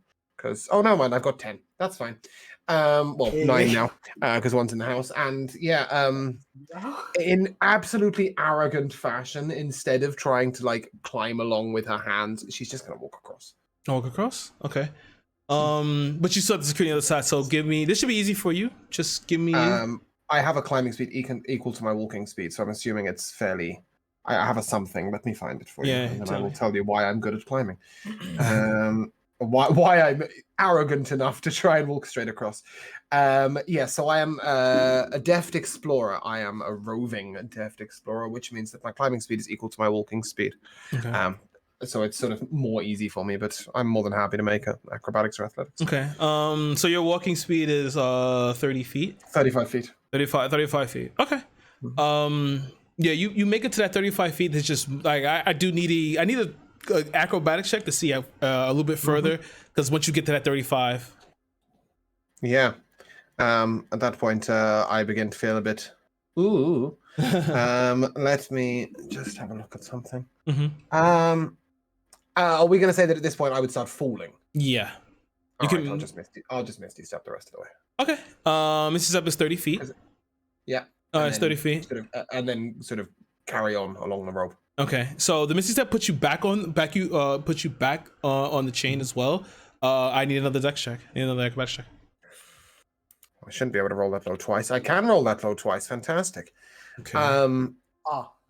If I can't grab onto the chain, I can get myself out, but I'll try and grab onto the chain. It's fine. Give me a dex save. Well, I can't roll that low with that. That's a 25. Nice. You, as you begin to fall, you grab the chain and pull yourself back up. Yep. Continue going. All right. You walk back and you get to the other side by the chamber. Standing there. Oh, hold on. How long was the chain? 120. Yeah, I've only got 50 foot of rope, Kirah. Oh, so then never mind. Yeah, it stops. I was only trying to get 50 feet. Okay. At which point... Rope. I'm sorry, Okay, team at up which three. point, he said he's also got rope, but... Okay. Yeah, so I will python the second rope in. Mm-hmm. And then make my way back to the party. Okay. That is at least halfway. Perhaps... It is a shame he took the rope downstairs with him, isn't it? Yeah. And then, yeah, perhaps somebody else might have some rope that we can use for the rest of the way. Yes, Edward? I just realized something I could do. Could I, when I start falling, when I realize, oh shit, no one's gonna be able to catch me, can I just gaseous form? Oh, Can you gaseous form. Gaseous form casts speed as well. It's one action. Yes, it is one action. Okay, yep. You can go ahead and gaseous form. Yep, so just inject myself with a strange liquid and poof, turn into a cloud. Turn into a cloud. Alright. Felix and Thrain. Oh, Thrain, yeah, Felix and Thrain, yeah. I'm gonna go up and I'm going to kind of like I'm gonna go as slow. I only have 10 feet of movement, so I'm just gonna be slowly making my way back up. Okay. Give me a d20, which is spellcasting modifier, please. Who, me? Okay. I'll just do an intelligence check. That's easier. The 19. 19. Okay. So you're able to float toward the center. Felix and Thrain. I'll go down the rope slowly. Okay. So you're gonna So you're gonna wait till okay, so you'll wait till Timothy and Kayla finish fixing everything, and then you're gonna try and go across. Yeah. Okay, great. Thrain, you're waiting as well. Yeah, I'll wait and then follow Felix. Okay, Timothy. Wait, sorry, I'm really confused. Which rope are you guys going? You're going across the chain, right? Yeah, I'm assuming so. Yeah. Felix? Okay. I don't suppose you might take the second rope with you. Because that's the point. We need to secure the second rope so we've got rope all the way along, right? I can. Thanks. Can I just get a re-explanation of the I don't because there's this chamber with a door, but there's the egg in the center. I guess I'm not sure I understand the location. It's fine. Maybe I'm I did. sure you So no, I probably missed it. So, as you walked in, you guys are on this landing. In this landing below you, there is a large pit that just seems to stretch infinitely. In the center of this room, almost the same level as you are, there is a large egg-shaped chamber. And then around the egg-shaped chamber, around the egg-shaped chamber is the chains that are going toward the walls. It is kind of suspending it above this pit. I see. So the egg is an actual location. Mm-hmm. That's the chamber, but it has a door. It does have a door, yeah. Is there a landing at the door? Looking just you know what I mean, like an open space. There's a door that just opens into. So with the pit itself, you see as you're looking at it from where you actually saw it when because Kayla made it across, you actually saw it that from the egg itself, from the section, it jutted out as if to accept you. I see.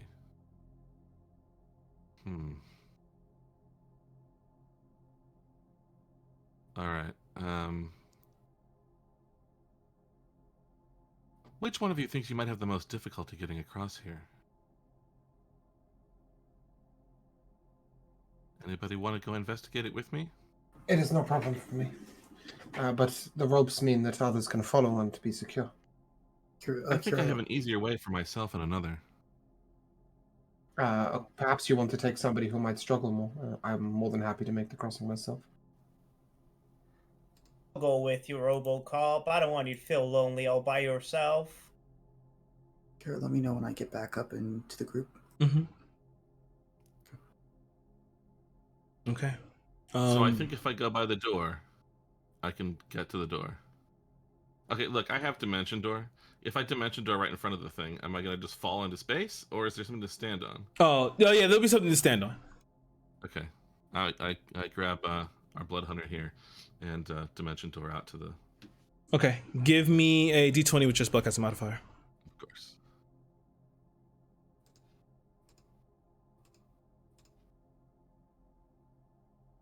So that would be 18. 18. Yeah, you begin to perform the incantation. The step forward as you usually do. As explain how your dimension door actually looks.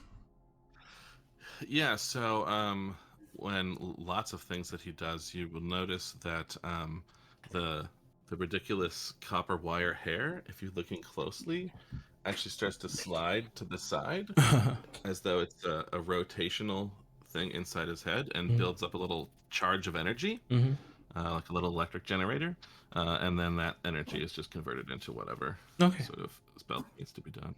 Nice. So you taking Felix with you and step forward. You felt as if you were something was forcing against you, but your concentration was able to push you through as you teleport and land in front of this chamber door as if it was already waiting for you. You landed on this landing, step down on this. You see that the it's like crude rock below you, but you're standing in front of the door.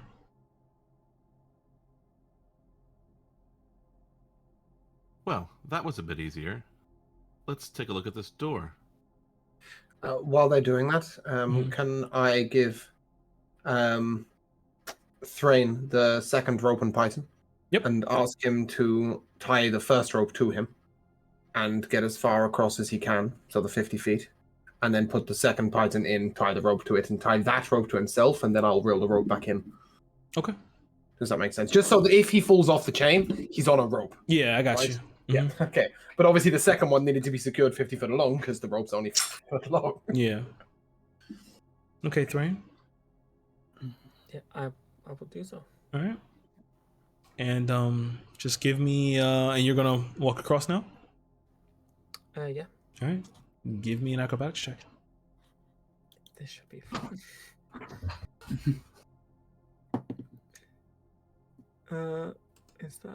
That's a 10. Okay. Okay. Using along with the help along with Kayla, it's kind of shaky, but it does manage to bring you across at least a little bit further, 30 feet onto the chain. Edward, your gaseous form finally, you make it to as you begin to fly up next to the egg, it juts out and you form back in next to the egg. Actually, I'm not. It lasts. Unless you state otherwise, it'll be lasting for about an hour, and I'm not dropping it just yet because that was like my last, say, a 3rd level spell slot. Oh, so you're gonna stay in? Okay, you're gonna stay in gaseous form, just floating around next to Timothy. Got it. Timothy, you're in front of this door along with Felix. This wooden door. You see, there's a gold knob at the bottom. It's strange. I'm curious if I find the gas to be. Is it visible? I can't remember. Yeah, it's visible. It's like a kind of small-ish green gas. I don't know if this works, but assuming that he can't speak back normally in gaseous form, Can't speak and back. I don't know if so I'm gonna cast message at the gas. Mm-hmm. Say, is that you, Doctor? Can I respond? I don't know if he can. I don't know if it works. I would think it works. I mean, he's still a creature. Yeah. Let's see here. Gaseous form. I can't talk or manipulate objects, but I can. Okay, so it only affects my physical body. Everything mental and stuff like that will still work, so I can still think and talk with magic. So yes, you hear Doctor's voice respond saying, "Hello, yes, it is me. Surprised?" Well, a little. I'm glad to not be worse surprised by something that wasn't you. But I had a feeling you were the type that might have done something this strange. We're going to take a look at the door now. All right. And yeah, I want to just look and see if the door is openable or dangerous looking. Okay. I'm terrible at that. Yeah, it looks. I might ask my friend if he's any better, Felix. I must look at the door with the gaseous form. You want to take a look at the door, Felix, or no? I will go through the door. Are you gonna walk through? Okay. As you click, the door opens. It unlocks. As you just look in, you see immediately there are more chains leading to the center, but at the center there's you can see there's a walkway that goes around. It looks almost like an amphitheater, and in the center there's this large crystal with a black mass like swirling in the inside. As you open the door, for Thrain and Kayla, you see as the path that you're standing on, the small outjutting, actually continues across and locks into the egg. Yep. And you can walk across. Okay, fantastic. So yeah, bringing in the last rope, so that we now no longer we have one rope that leads us to the end, but the first rope I've still got with me with the pit. Mm-hmm. I will check the terrain is perfectly balanced and whatever, and then we'll walk around to the door. Okay.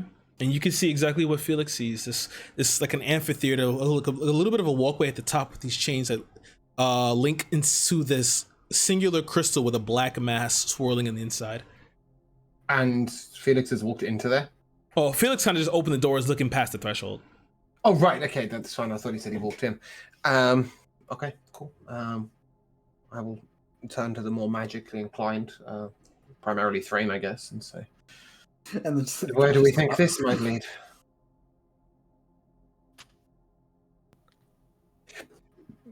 Sorry, where do we think what might lead? We're in a theater now, right? Yeah, it looks like an amphitheater. It looks akin to an amphitheater, but in the center is a crystal with a black mass swirling on the side and chains around it. Oh, so sorry, I misunderstood. I thought we had to walk through the black mass to get to the amphitheater. No. Okay. I would like to hold on to the rope and throw the piton with the rope through the door. Okay. And just check that I can then read it back. Yep, you can reel it back. Fantastic, I'll walk in. Okay. I don't trust anything here. Like, every single step of the way, I want to put something through it. As you walk in, Kayla, you can see that these chains are attached into the wall. These small little anchors. Dr. read it. Gas Edward will be going in as well with Okay. yeah, just I'm gonna walk up to the crystal. Okay, you walk up to the crystal. Yeah, I'm just like staring at it. Like, this is amazing. You stare in it. You see as the black mass continues to swirl, and you see a face just pop up against the crystal before melding back into it, as if like something popped out of like you know when like you used to dye eggs for Easter, sort of like that.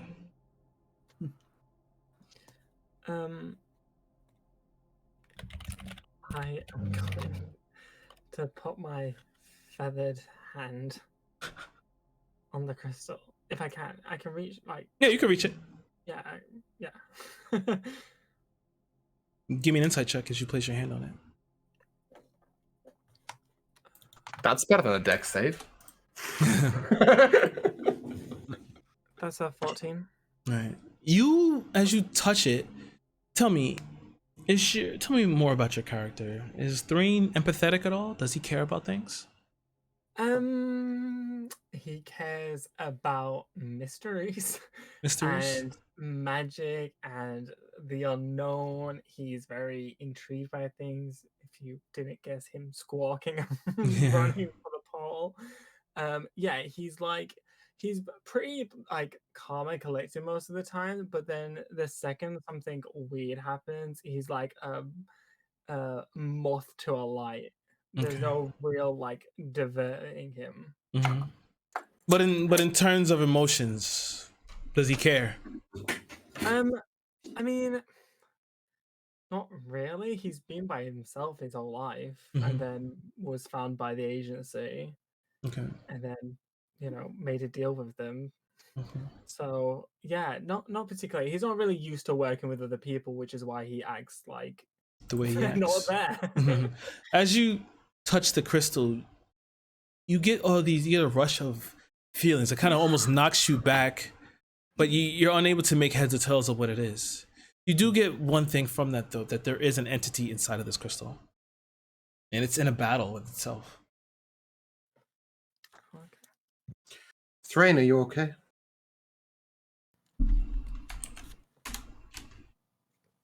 I'm gonna turn around. Brain's so stupid. I'm gonna turn around and say, "This just in, there is an entity in this crystal." Did it speak to you? I wish. I'd like to go to the crystal as well. At this point, Edward will drop the gaseous form and he'll kind of fall to the ground in human form as the gas kind of collects. And he'll kind of stand up, shudder a bit. It's like, oh, I hate doing that. And then I'd like to touch it and sort of try and understand the nature of the entity. Okay. Give me an insight check. That's a 25. 25. You feel a battle of two wills inside of this crystal. You can feel one that's completely has this, you can even feel it yourself as you try and understand it, that it has this obsessive need for something. And then you feel one that's more along the lines of wanting to repent. It feels forlorn, just lost. Perhaps not one entity, but two. They're in contest with each other. One struggles. Looking at this crystal, is there a way of not necessarily freeing them, but like breaking the containment?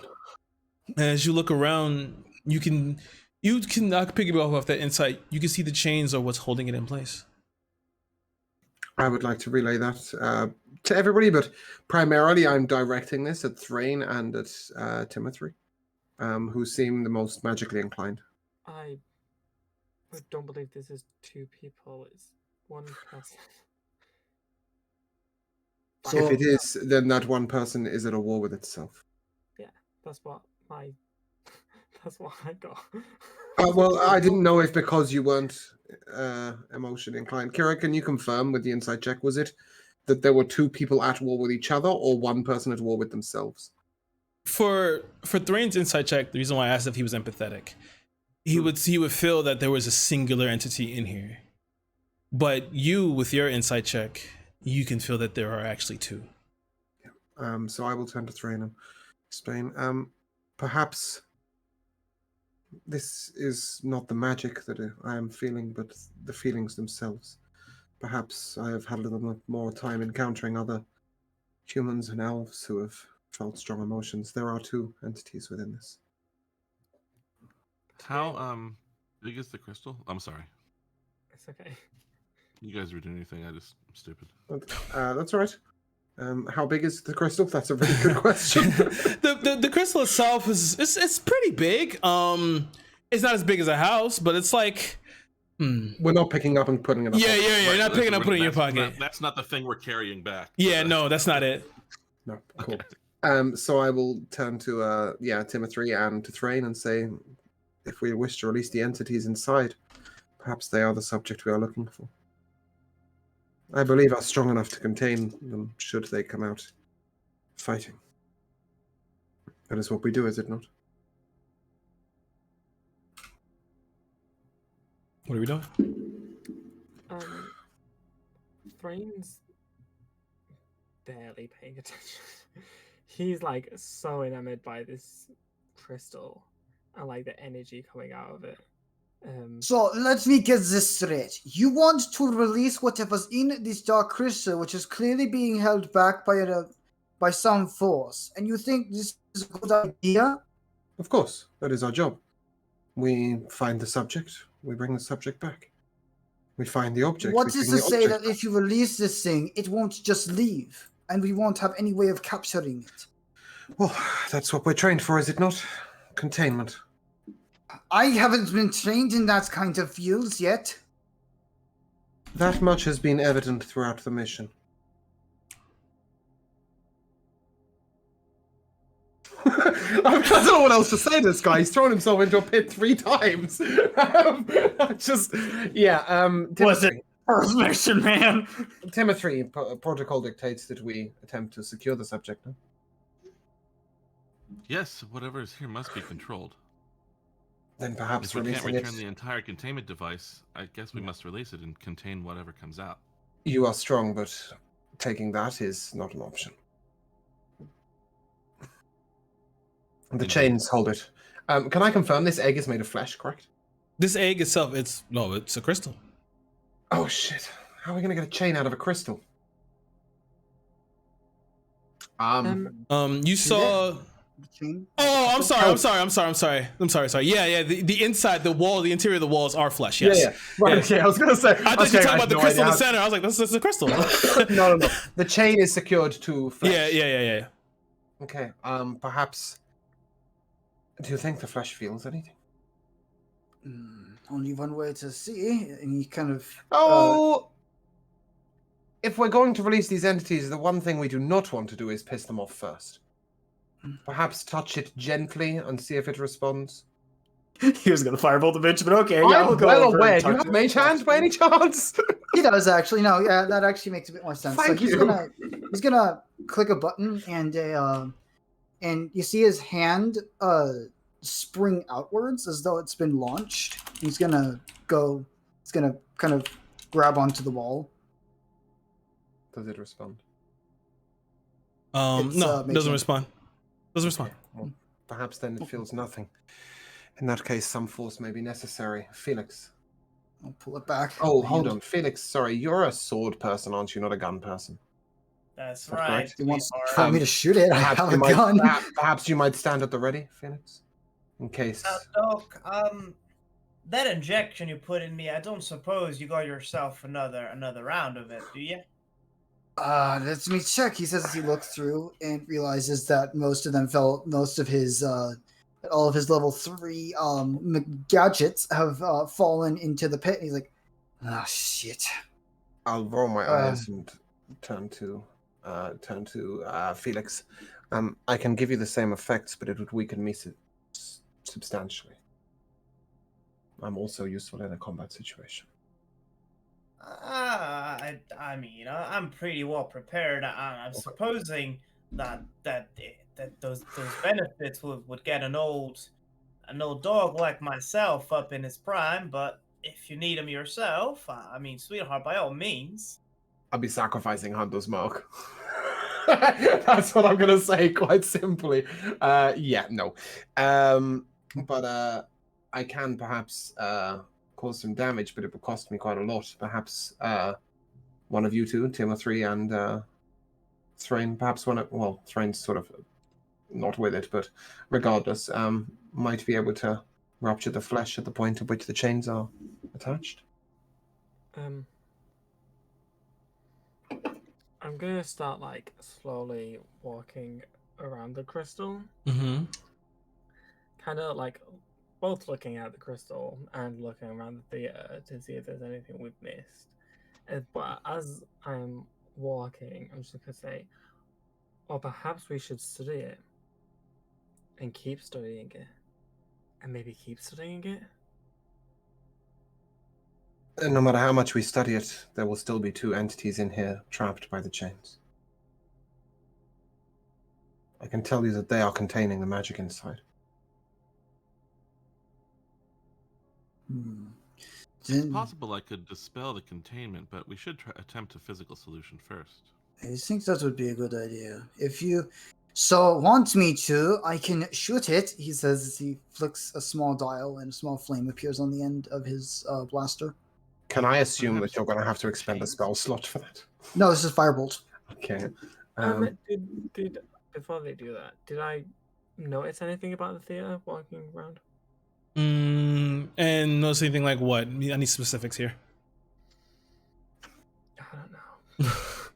Like, is there like any writings on the wall? Is there is it just the crystal and the chains that's in the room? Okay. You don't see any. No, you don't see any writings on the wall here.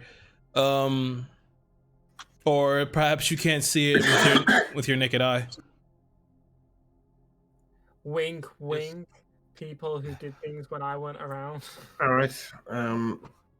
Well, Thrain, you'll have to tell me something for me to explain it. I can't tell you anything. I don't know that I can't see things just because of my naked eye.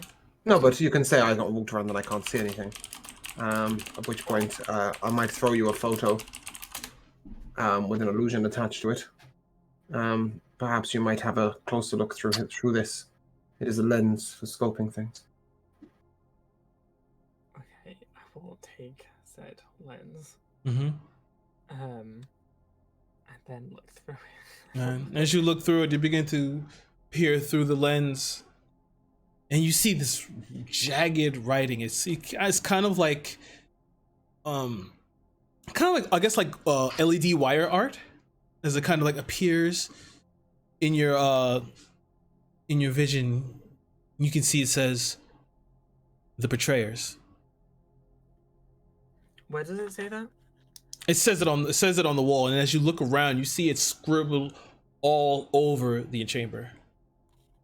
Multiple times as opposed to one big word, right? Yeah, it's multiple times, yeah. Okay. Over and over again like a crazy person. Great. Okay, as I see this and then look around with it and see it all over the joint, I'm gonna like put it down from looking at it and then look at the lens and just say, "It's so interesting." And I'm gonna put it in my bag. Okay. What are you doing? And then I'm just gonna say, does anyone know who the betrayers are? No. Could I try and roll for it? See if I know who the betrayers are. You want to try? Do I get the impression that the betrayers might be locked inside this cage? Yes. I'm gonna after only slightly paying attention to the conversation. That's not me, but Thrain's only slightly paying attention to the conversation that we're having.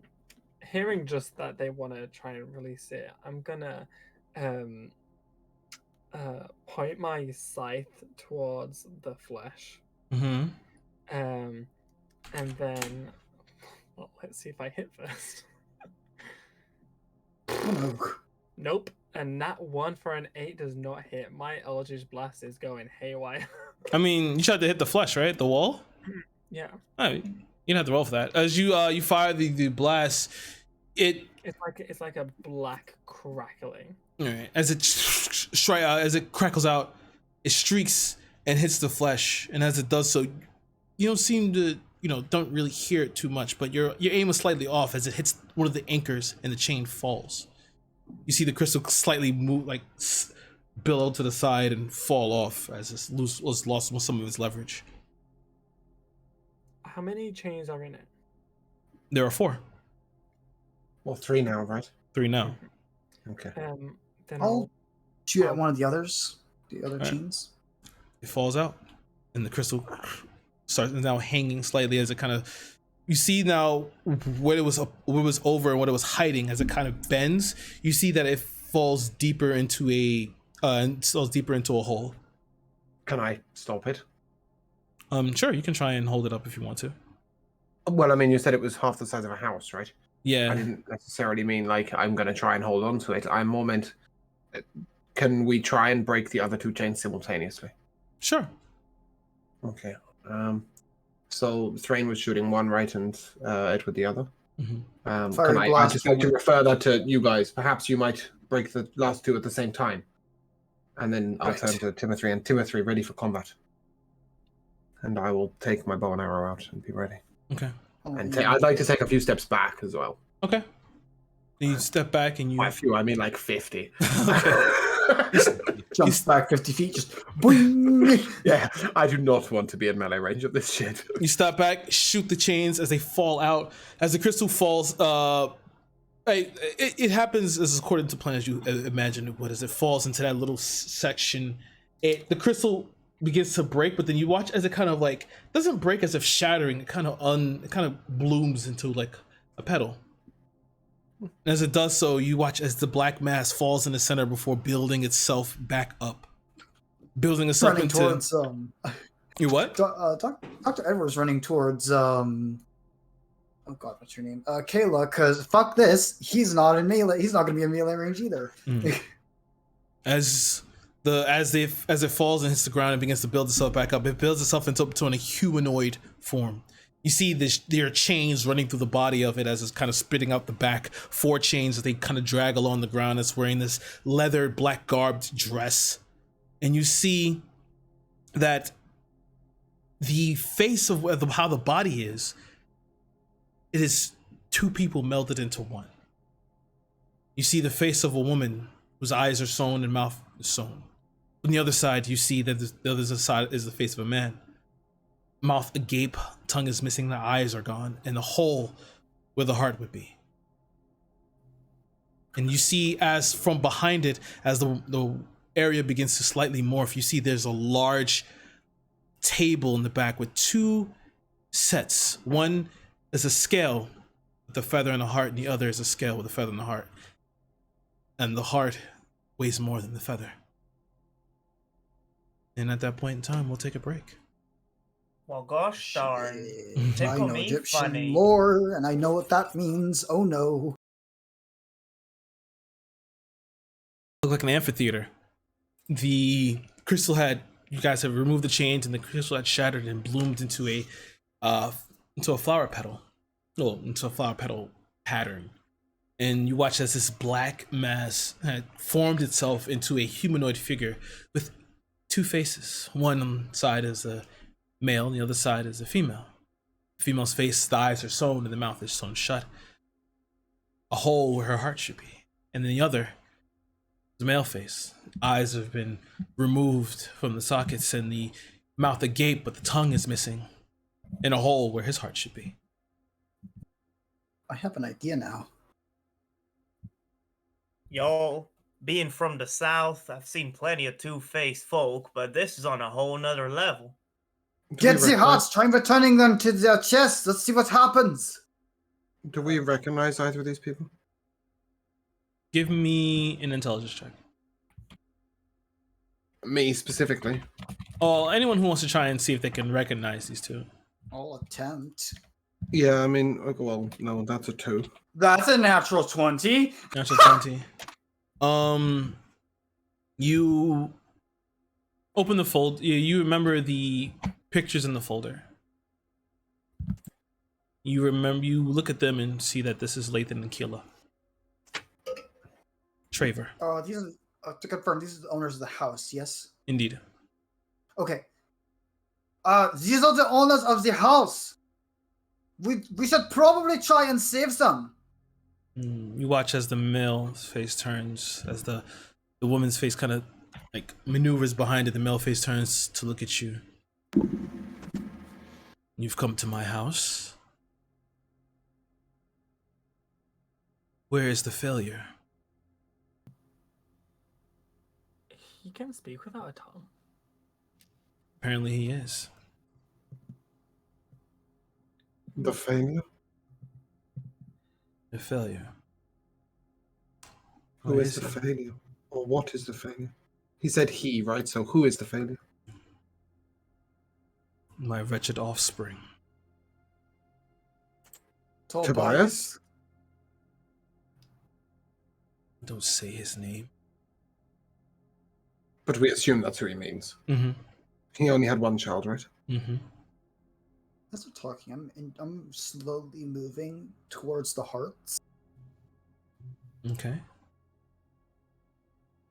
Why was he a failure? He had no talent. Talented what? Oh. He was not a shaper. Oh, The surgery. I'd like to turn to Oh, Timothy and just sort of mutter, like, under my breath. I don't know what to say. Give me... Timothy, give me an insight check. I'm still moving towards the hearts as quietly as I can, just note. Mm-hmm. 24. 24. From where you're standing, the male's face is faced toward Kayla and Edward. When you look and you can see the woman's face. Her face is more like locked in agony. You can see she's in more of a... You can see she's as if she's looking for somebody. You look and you can just... You can feel just from the distance that the two aren't mingling at this point. You seem that the male side of her seems to have most of the control. I would like to, well, I've just done it with a gas, so I think I can do it with a woman whose mouth is sewn shut and cast message and Okay. speak into her mind, hopefully, and just be like, hello, ma'am. We're responding to an emergency here at your house tonight. There was apparently some screaming. Are you all right? Can we help you? As you do so, you feel as if she's trying to parlay with you mentally. Will you allow this connection? Yeah. Okay. As you do so, you see that the area around you has disappeared, and you're in this room. And you see what possibly was her when she was whole, sitting on a bed, and her head in her hands. I can't believe I just stood by. Stood by during what? My husband, he was obsessed, trying to get allowance into the red eye.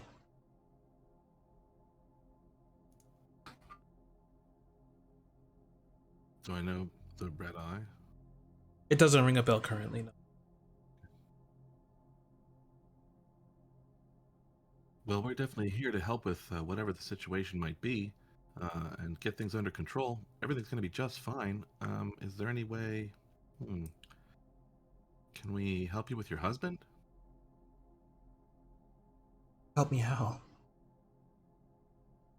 do you have me do? Or what can you do?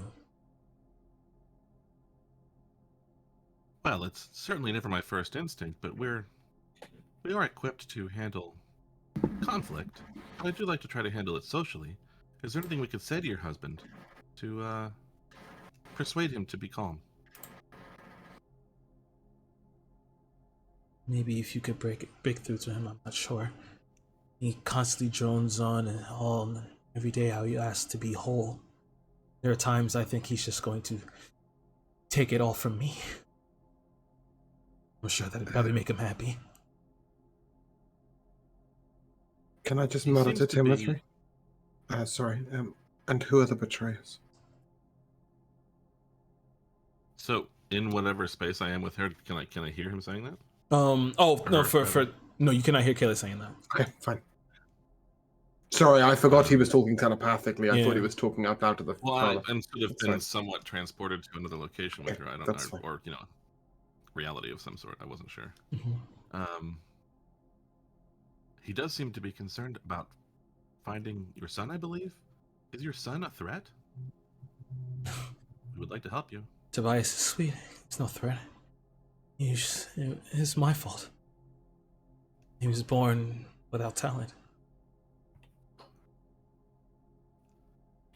Well, I think our normal protocol in these type of situations, well, similar type of situations, would be to separate the parties until things are calmer. Can we separate you from your husband? If you can, surely can try. Although I doubt it. What would you like to see happen here, ma'am?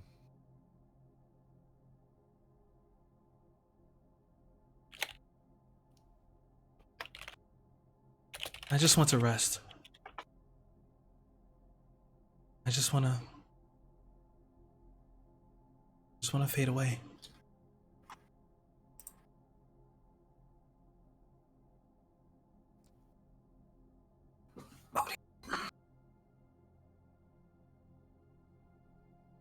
Can I remove myself from this? You can. You can leave it as you will. You turn around, there's a door right behind you. I'm going to speak with my associates. If you need to speak with us again, if there's some way that you can help or that we can help you, I'm open to the communication. Okay. And I'll leave, I guess, if she doesn't protest. Yeah. You step out and you wake up back and see Kayla standing next to you.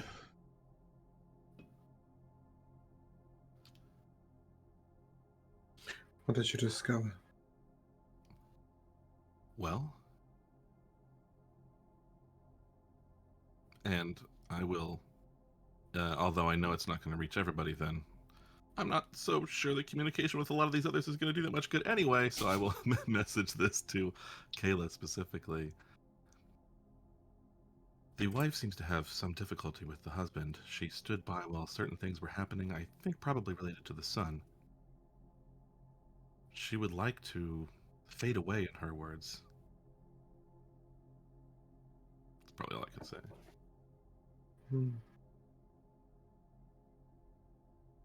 Do you know who the betrayers are? I suppose I Wait, was I preoccupied. think we know who the betrayers are, actually, don't we? Well, I think if Kirah's it already told stands us. to reason- Yeah, I think even without outside a message now, I would sort of just say it certainly seems that perhaps these two indeed are the betrayers, and that a third party, I think we know who, must have locked them in here. But the son was born without talent, they said. No magic.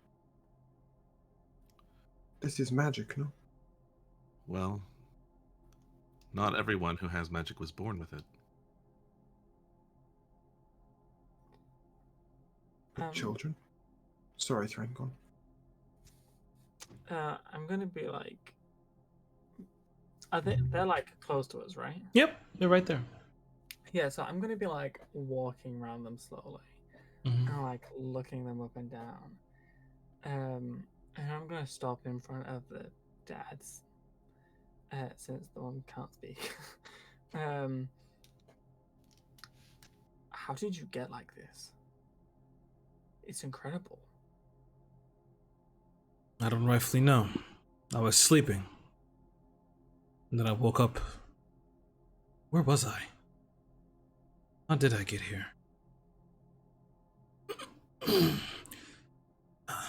What do you want? Can I insight check whether he's being truthful about not knowing how I got here? Give me a check. While he's doing that, can I look over and determine which heart is whose? Or if it You matters? can give me a medicine check here. Okay. 31. Something I really should have put more into, but it'll work. 31. That was 19. 19, okay. Okay. 31? He's not lying. Yeah, that's what I said. That's a nat 20 with a plus 11. Yeah, okay, cool. He's not lying. He's not, you want his social security number too? Yeah, pretty much. Like his life story as well, please. No, okay, so I'll just confirm that to Thrain. With your medicine check, yeah, you can determine that the scales are on the proper sides. The woman is on the left and the male is on the right. You know, medicine Use check, alright? mage hand the father's heart, Mm-hmm. and I'm gonna try and insert it back into his chest. Okay. You grab the heart, you float it over, and slide it back into his chest as the flesh melds over it. That's much better. Got any more? I want to be whole. He's gonna mage hand the wife's heart and gonna put it in her chest. I'd like to just look at him and be like, where does the feather go? That's all I've got.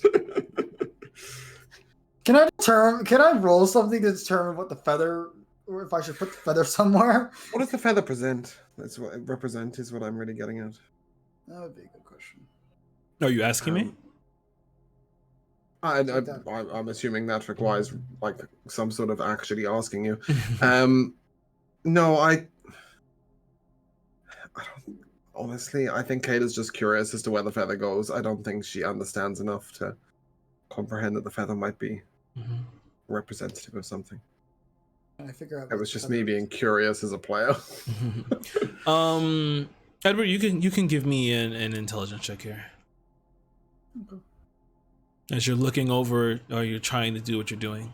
Oh, what the hell? These dice are rigged. I swear to God, that's a natural 20. Okay, I believe Is you. your third in a row? Yeah, I don't know what the fuck D&D Beyond. Why? Why? Okay.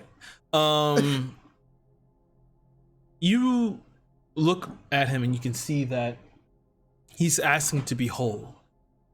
He's missing eyes and a tongue.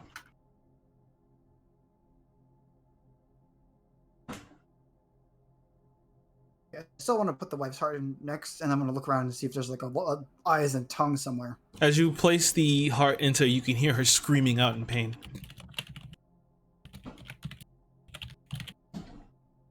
And you said you're looking around for eyes and a tongue? Yeah, or something. And as you look around, you see many. There's some in Kayla's. There's some on Felix. Thrain could possibly yours.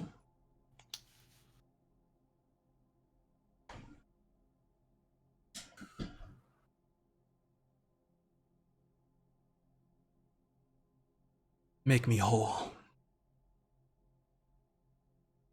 I don't care how you do it. I'm gonna go over to the party, and I'm gonna kind of like get them in like a bit of a huddle and say, "Okay, listen.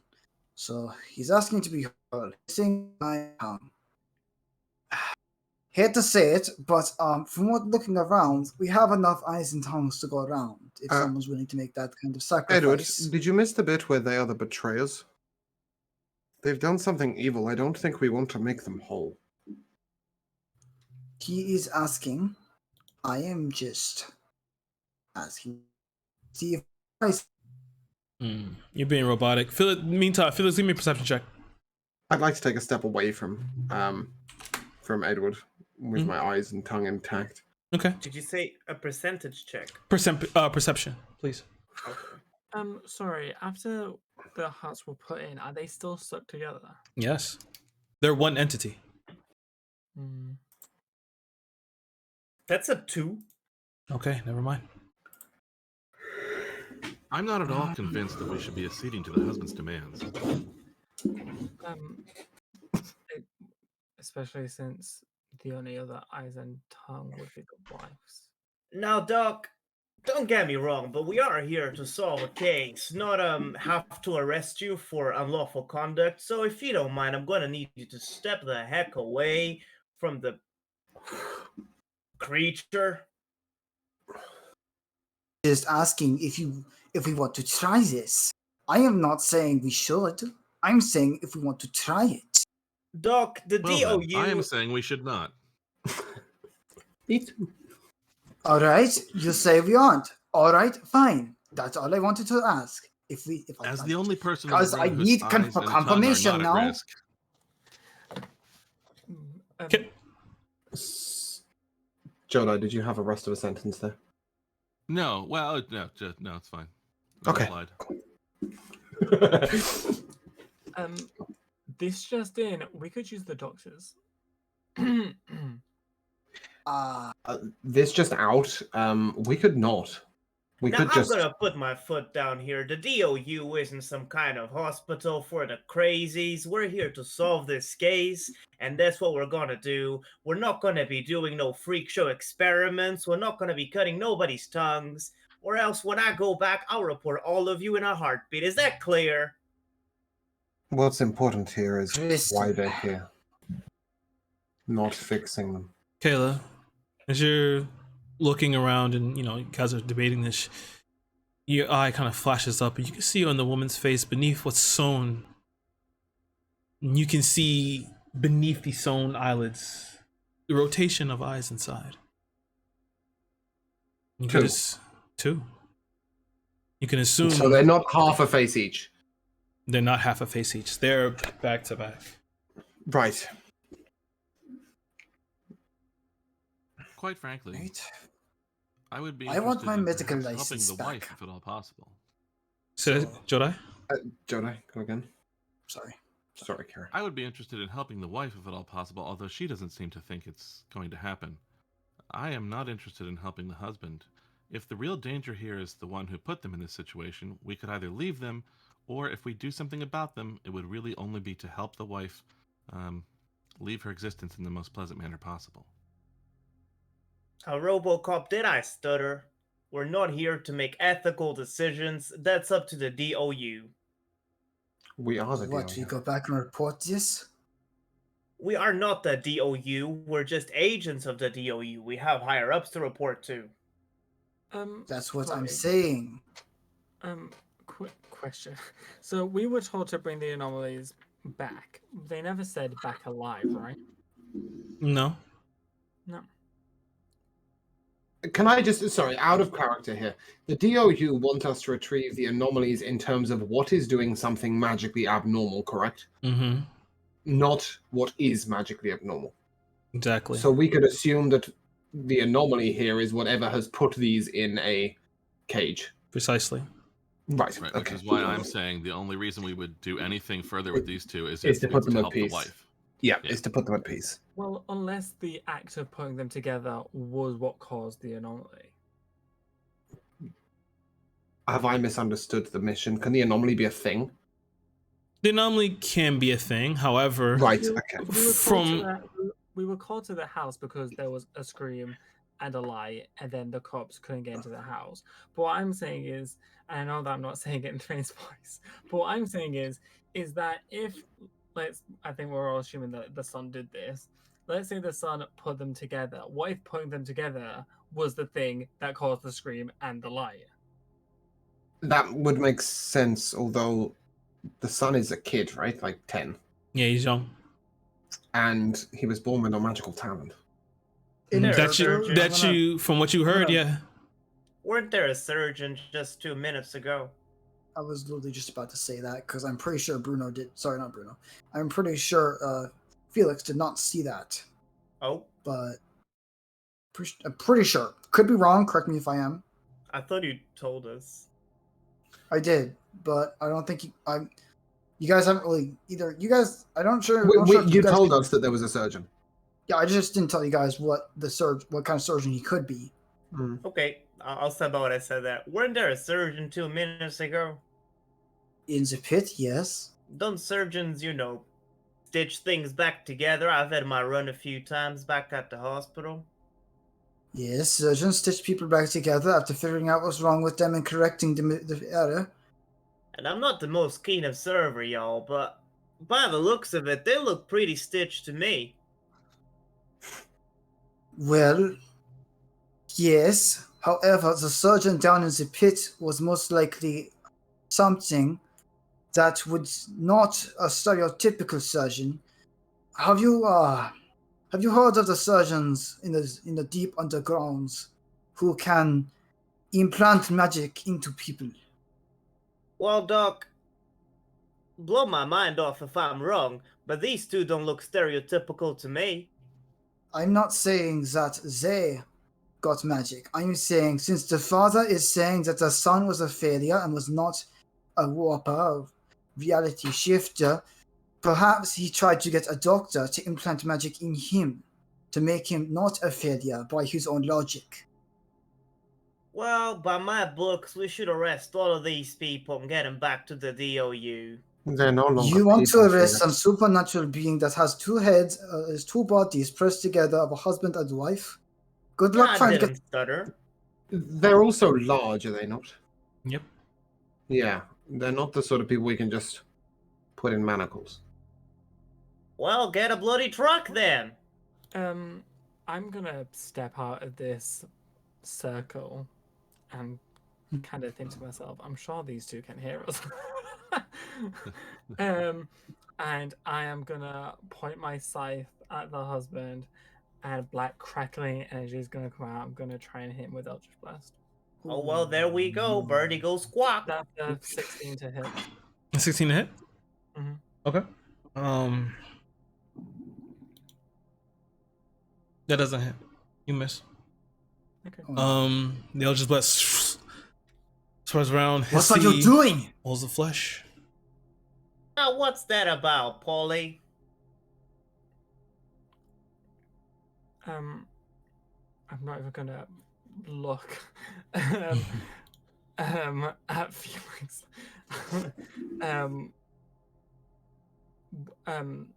Timothy said that the woman wanted to fade away, and I'm tired of these circle conversations. Jesus H. Christ, where did they train you? In the pigsty? We can't just go around killing people. They never Actually, said we had to can. bring them back That is alive. very much within our MO.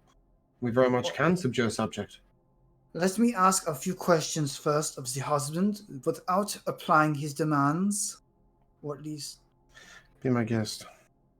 step up and say to the husband, Sir, I have a Yes. few questions for you if you would not mind answering them, and we might be able to see about your tongue and eyes.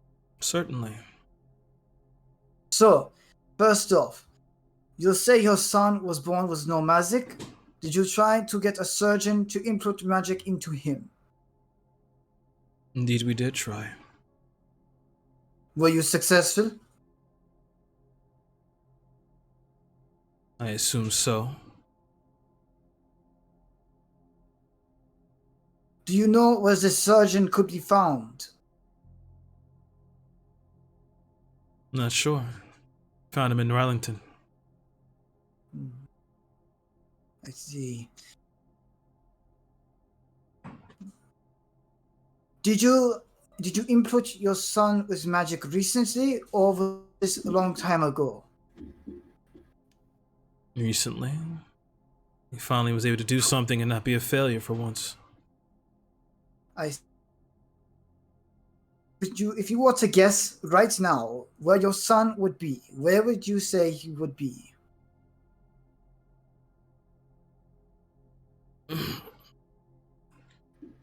Not sure. Doctor, it doesn't seem to me that these folks are aware of exactly where they are. I think a lot of what we've been seeing around here may have been done, perhaps by the son, after they were put in this state. I am aware of that. That is some powerful magic. Does that Yes, mean that it seems increasingly that likely is to our me that subject? they got more than they bargained for with giving their son magic. I think we have our I think subject. that is. I see no reason to parley with these two anymore. Now, even if we decide to deal with them later, it is department priority that we take care of the anomaly before we expend our resources and put ourselves in danger. Indeed. So what are you doing? Perhaps, sorry, can I just say back to Timothy? Perhaps you might encourage them to await our return. A fine thought. Folks, we are here to help with the situation as much as we possibly can. We would like to take care of, well, you seem to have implied that perhaps your son has put you in this situation. We would like to go look into that. If you would just sit tight here for a little while, hopefully we'll be back to help you. Okay. Fine.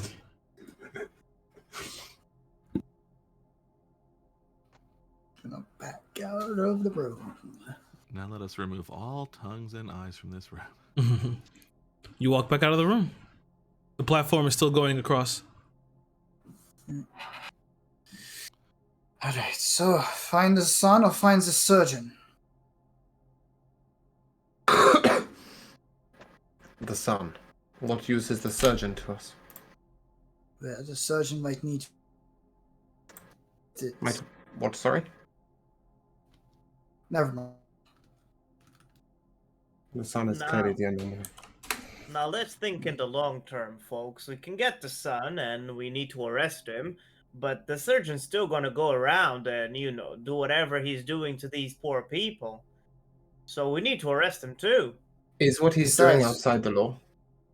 As far as we know. Most likely. For that, yeah, it is outside the law. However, I will give you this: that if the surgeon is currently not here, I'm not sure if I have to.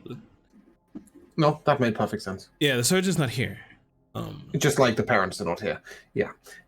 We got that far. We're in magical place. Yeah. At this point, I'd like to turn to the party and, well, the portal was in the child's room, was it not? Yes. Perhaps the exit is in the child's room as well. Or perhaps Perhaps the child is in the child's room. Yes, that's what I was about to say. There's a little bit of a glare. Let's check, shall we? So I will walk to the first piton, and then I will take the rope. Take the next 50 feet and put the piton in and put the rope down. I'm also going to hand her the rope. It's still tied around my waist. Oh, you still got one tied around your waist? Can I take that with me? Yeah, no, yeah, totally. And I'll hand you like the 50 rope I have as well. Okay, fantastic. So yeah, we've got 3 ropes. Okay. 20 foot. Well, I mean, I need to make it across, but I'm the only one who needs to make it across, right? the platform is still going across. You can walk across still. Oh, fantastic. Okay, Yeah. right. We'll just walk across and I'll pick up my damn ropes. Mm-hmm. And I'll keep them all because I'm like that. All right, you make your way back into the first chamber. The outside, as you walk out, you see the outside is slightly changed. The moon now, half of it is now a blood moon, while the other is still new. Good to note. All right. The staircase begins 70 foot above us. Is that Yes. right? Boots time? Perhaps, but I'm wondering something else. I might be being absurd here. Can I attempt to just walk up, like literally through the air to the staircase. You try and step up, and your foot falls back down. It There's no. is just there, right? Okay, cool. Yeah. I'm just checking that that's not like. So where was we've got the stairs down, we've got the field. There's a door up on a hill. Is that correct? There's a door on the hill. Yeah. I guess, unless anybody has any other ideas, perhaps we must first go through the door before we can reach the upstairs. Nope. The upstairs is just floating. Yeah. Yeah.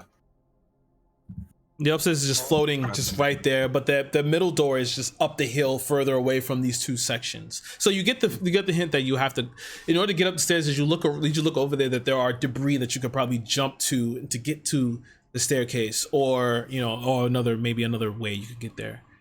Right. Okay.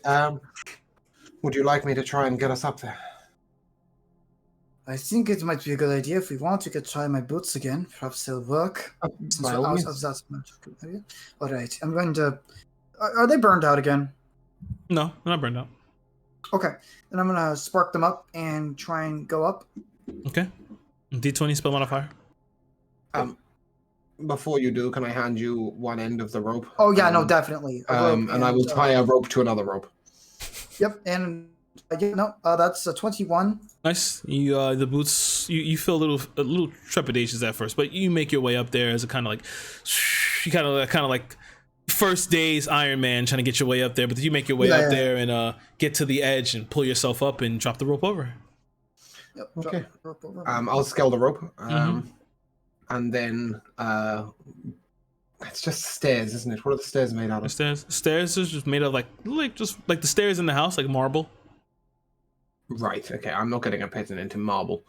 In that case, I will just attempt to brace the rope with. Is there a banister? Yep. I'm gonna tie. If we can, we can tie it to the banister. Yep, I can do that, and then I'll sort of tie a loop and then put the pin through it. So literally, it's the pin that's holding it. Okay. And then suggest that perhaps Felix and Thrain climb up. All right. Easy enough. If they're not comfortable with that, then I'll help lift them. I don't know how Thrain's climbing capacities are. Easy enough. You guys are able to climb up with the rope held sturdy, and the two of you up there. You pull each other up, and as you see the staircase, is anyone ascending? I am. Just before you do, perhaps it might take more of us to brace the rope with Timothy. Can we see whether it holds his weight first? Sure. Yeah, I'll try. As long as I was last, I'll try to climb it. But if I fall, I can handle it. Yeah, I mean, I'm assuming the rope will start pulling through the banister if he's too heavy. Is he too heavy? No, it's fine. Fantastic. Right, brilliant. Do what you like now. I just don't want to leave a man behind. Yeah. Yeah. No, I wasn't. I was just gonna go until it broke in the dimension door if I had to. But Yeah, I'll try to we re-rope might have first. been able to pull you up. There's four of us, right? Yeah, So yeah. that's all. Yep. Okay. Cool. I'll ascend. Okay, you make your way up, and Dr. Edward, as you get up there, you see now that it leads into a corridor, but you saw from the bottom that the corridor itself had it was off, torn in half. But as you look, you can see it's a full door to the end. It's just straight corridor. Makes no sense, but hey, it's there. I will keep walking. All right. You can walk through, you open the door, and you see that you found your way into this area that you find yourself outside in front of this large warehouse. The sky is overcast. The warehouse looks old and decrepit. This is not related to the house, right? As in, we didn't see this at any point or anything that could indicate that a place of this size was within the house. Nope. Okay, cool. Just checking. I'm not being stupid. Can we see the doors? Yep. It's wide open. I'll walk. All right. As you walk in, immediately you see that you can, with your devil's sight, you can see that there are these large, aortic, forms that are leading into this large red door. They each pump, beat. You can hear a heartbeat behind the door.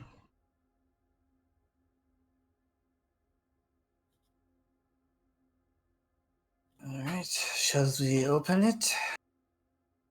As you step closer to the door, you see that on the valves, these mouths open, teeth long, Gabe.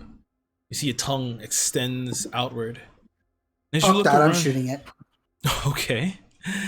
All right. Make an attack roll. Yep, I'm gonna hit it with acid arrow. Okay. Please do.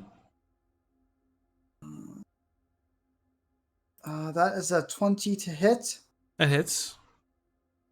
and it is dealt. That is 17 damage. Okay.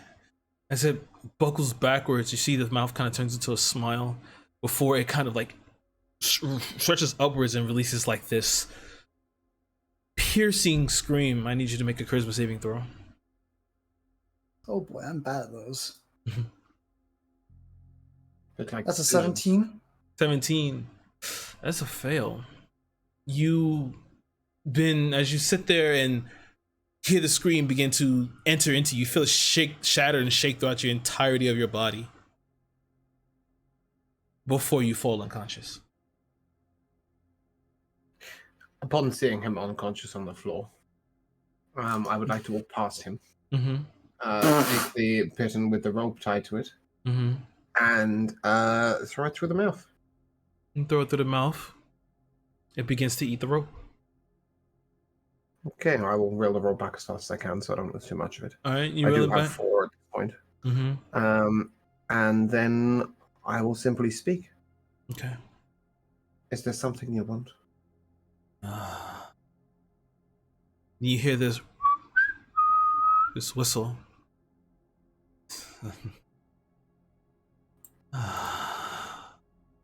I wonder if you have something good to eat.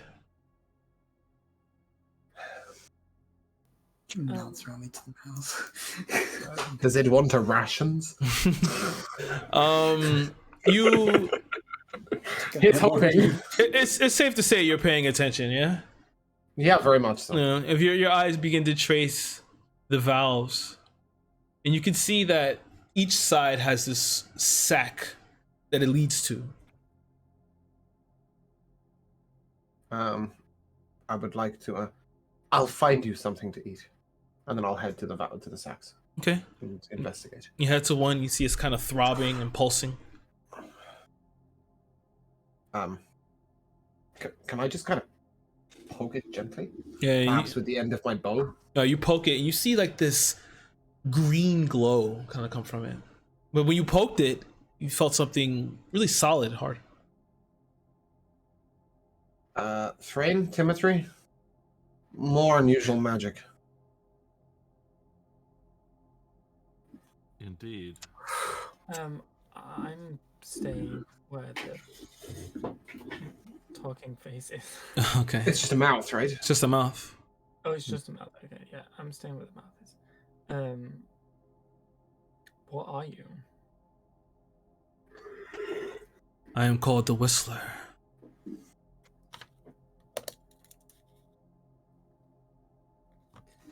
Who made you? I think I am a... That's an odd question. This just in, you're an odd being.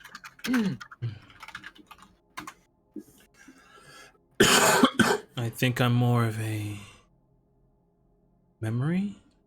Perhaps a fear. Not sure. What do you eat?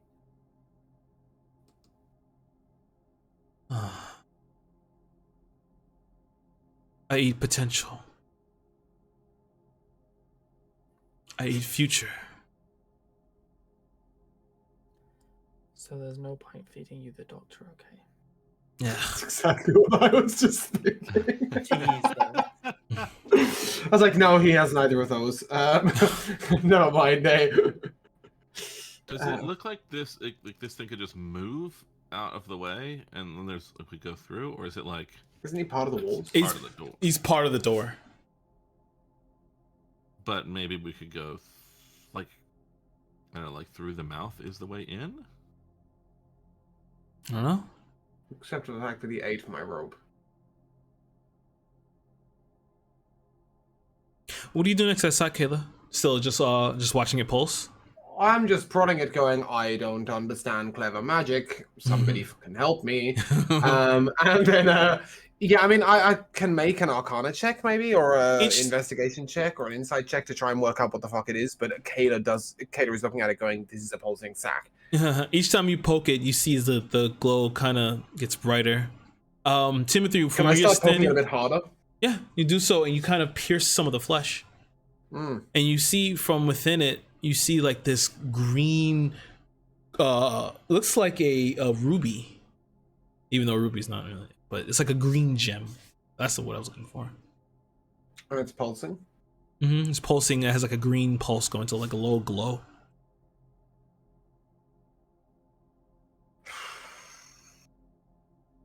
Timothy, as you're sitting there looking at it, so is Thrain. You see that the tongue is like beginning to. The mouth is salivating. It definitely appears to be hungry. Is there something you think at the sacks that he would like to eat? I doubt it's going to eat gems, but getting through this flesh, I'm finding something beneath.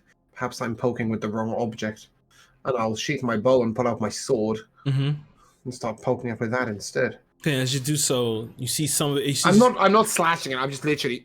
Yeah, no. Each time you do it, the flesh is kind of like peeling back as it kind of pops out, and the gem slides across the floor, pulsing. And I will not touch it. Okay. I will poke it with the sword until it is somewhere near the mouth. Is this a flat? It's flat to that area, right? Yep, it's flat. Yeah, I just sort of roll it along with my sword. Okay. You roll it. I'll mage hand it. Okay, you mage hand it. If I see you doing this, I'll mage hand it. Yes, I just sort of. You said it's hungry. It's a mouth in a hole. Maybe it eats green gems. We can certainly find out. Can I go to the other sack and poke it and see if the gem is the same color? And then, sorry, Thrain, I'll stop interrupting. Go ahead, Thrain, real quick. I was just gonna ask if I could take it out off of the mage. Sure, you can. That's if Timothy wants you to. Timothy, what are you attempting to do, Thrain? Study it. I suppose so. We were trying something here. But you don't know what it is or what it could do. I think that applies to virtually everything around us. Which is why we should must study try something. everything. Have a look. Okay, you grab the gem. Give me an insight check.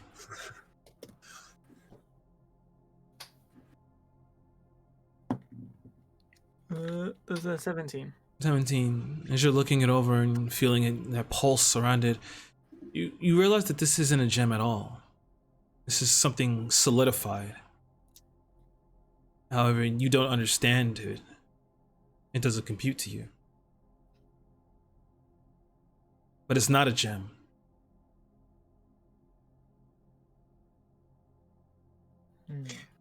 I'm gonna walk up to the mouth. It doesn't have an eye, so it's not like I can show him. You don't. So I'm gonna ask. As you hold the gem up toward it, you watch the tongue like lifts off the floor as the saliva is dropping and dripping off, and it's starting to slowly crawl the tip of the tongue toward the gem. What is this? Sorrow. I thought you ate potential. It is potential. Potential for what? There's many ways to eat potential, especially eviscerating someone.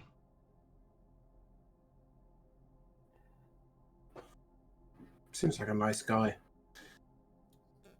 I'm gonna throw the gem up in the air a couple of times and catch it. Like, not high. And then I'm gonna lodge it in the mouth. You gonna what? Throw it in? Launch it in the mouth, yeah. Okay.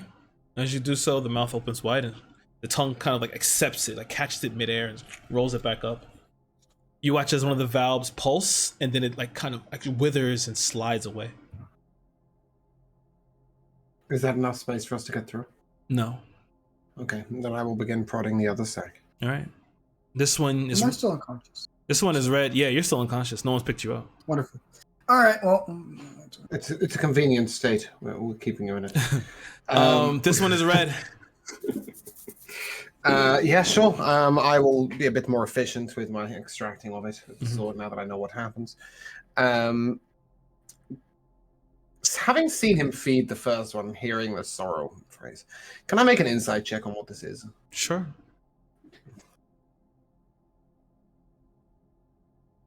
No, same as him. 16. And that's enough to for the gem, right? Yeah, but I Yeah. mean, he worked out it was solidified. I can also work out it's solidified, right? He works as solidified, but the thing is, the reason why is because he has no empathy.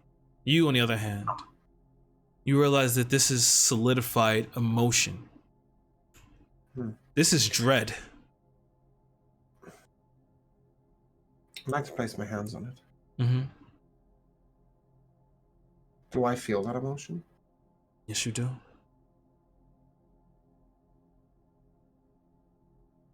You feel it constantly over and over again. I'll let go.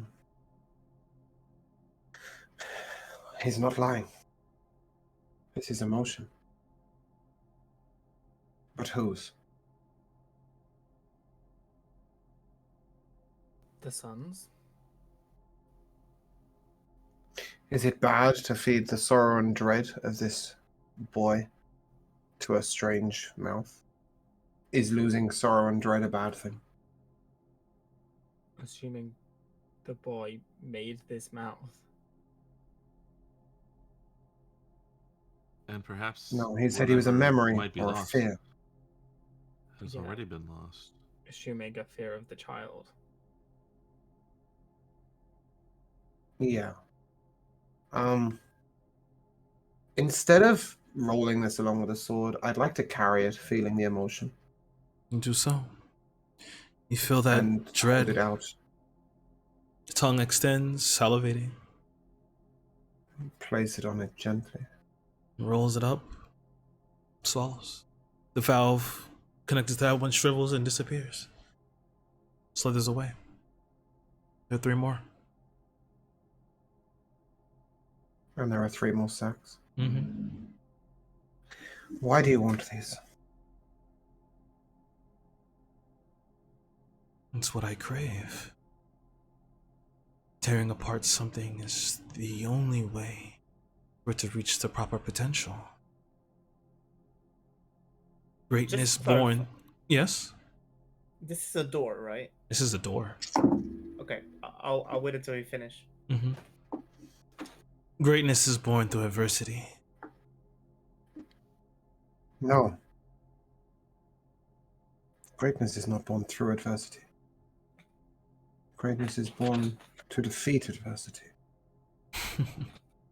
I'm gonna cross my arms and I'm gonna say, now cross my heart and I swear to God, but ain't you a door, sweetheart? Yes. Then it don't matter how much ambition you eat, you ain't never gonna stop being a door, stuck in a wall anywhere. That's not for me. I'm just silly hungry. Why don't you eat your own ambition? Truthfully, the fact that I'm here means my ambition was realized.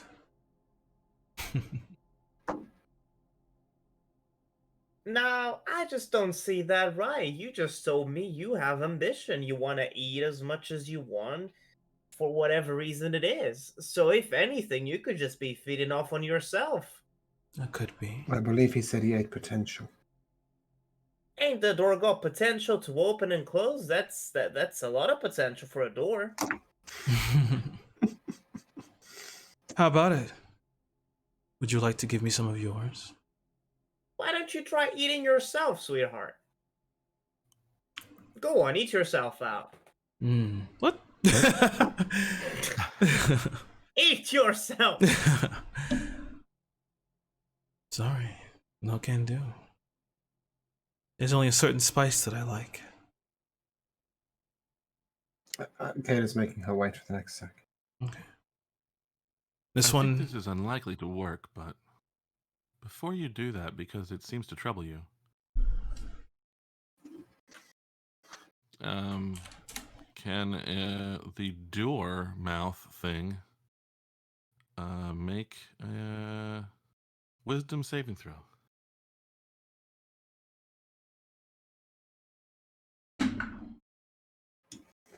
If that thing ain't got legendary resistance, I'm a straw hat. It's natural 11 for 17. That would be too low, even if it were my good DC. It's my bad DC. I was attempting to command it to unblock. I'd like to turn to. Oh my god, I nearly called you C3PO. I'm so sorry. I'd like to turn to Timber 3 and say, it's not so much that it troubles me to feed it to the door. It troubles me that someone felt this much in the first place. And I'd like to head to the next sec.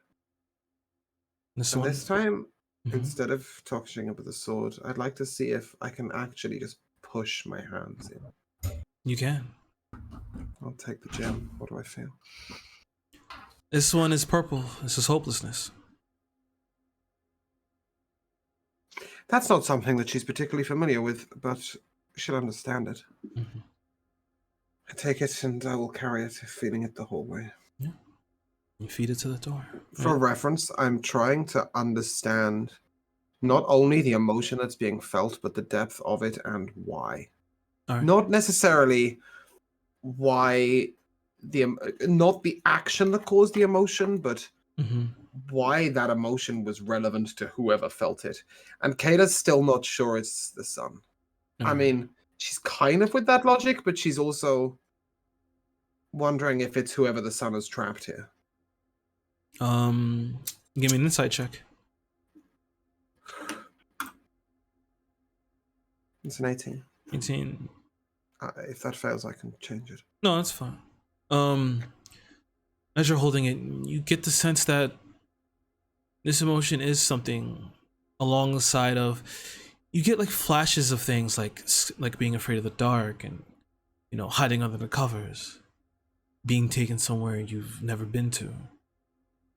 You get the feeling of not having any strength to even do what you want. You can get the feeling that, yeah, these are probably the emotions of Tobias. After delivering this, I'm going to look around and I'm going to roll an inside check, but on my party. Okay. Timothy's a robot. Mm-hmm. But a highly charismatic one who was designed to work with people. Yes, but not one that's going to have felt emotions in the past like this. Felix seems pretty hard-assed. Is that fair, Bruno? Was he a soft touch, or is he quite unempathetic? Muted. You're muted, Bruno. I was giving you so many witty one-liners. Yeah, he has not shown any emotion to you. Yeah, didn't think so. The scientist appears irrational and hasn't really taken anyone's feelings into account, and the bird has never been around people. I'm going to say it out loud, but I'm not expecting a response. What kind of 10-year-old feels this level of emotion? Sorry, did we get an age for Tobias? Is he 10, 12, You didn't get an age. Okay. What kind of kid feels this level of emotion? Sometimes it's not merely age, but the experiences that are packed into that time. The father didn't seem a very savory character. That's terrifying. Would you like me to help you with one of those, or do you prefer to study it yourself? Let's have a look and see. And I'll go to the next sack and Mm. gesture for Timothy to put his hand on the gem once I've extracted it. Mm-hmm. Does Timothy feel the emotions as a robot? Do you, Timothy? I think quite possibly. He's designed to be attuned to the emotions of people who are actually there, whether that shades through into the magical encapsulation of the gem. Kind of depends on how you imagine that gem. Okay. Give me an insight check. This will be a high DC. Why did I 21. design the empathetic character? Oh, what was that? I'm sorry. 21, you said? Yes, 21. 21. Grabbing this one was blue. And as you hold on to it, you try and feel for the first time, trying something a bit out of your parameters. You get a hint of something. You get the image of that you could have ended up just like Timo 1 and Timo 2. You get the feeling that they felt the same way before they were destroyed or even repurposed. You feel inadequate. I do feel something, Kayla.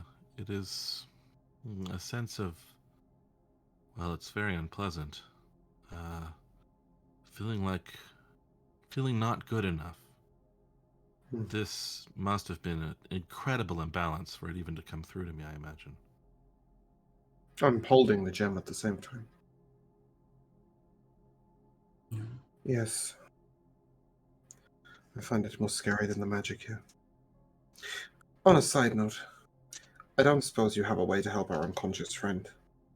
I'm quite happy to do this. Well, happy is not the right word, but I would like to do this. It feels right. I suppose if the hopeful opening of the door is about to be complete, it would be time to bring him back, and I can do so. He doesn't need to be able to talk. And I'll check on him. I mean, like, is he down from like hit point loss? I mean, Yeah, if he's out. Like if you bring him up, he'll be at 1 HP. He's Banshee build. Banshee screamed. I'll healing word him. Okay.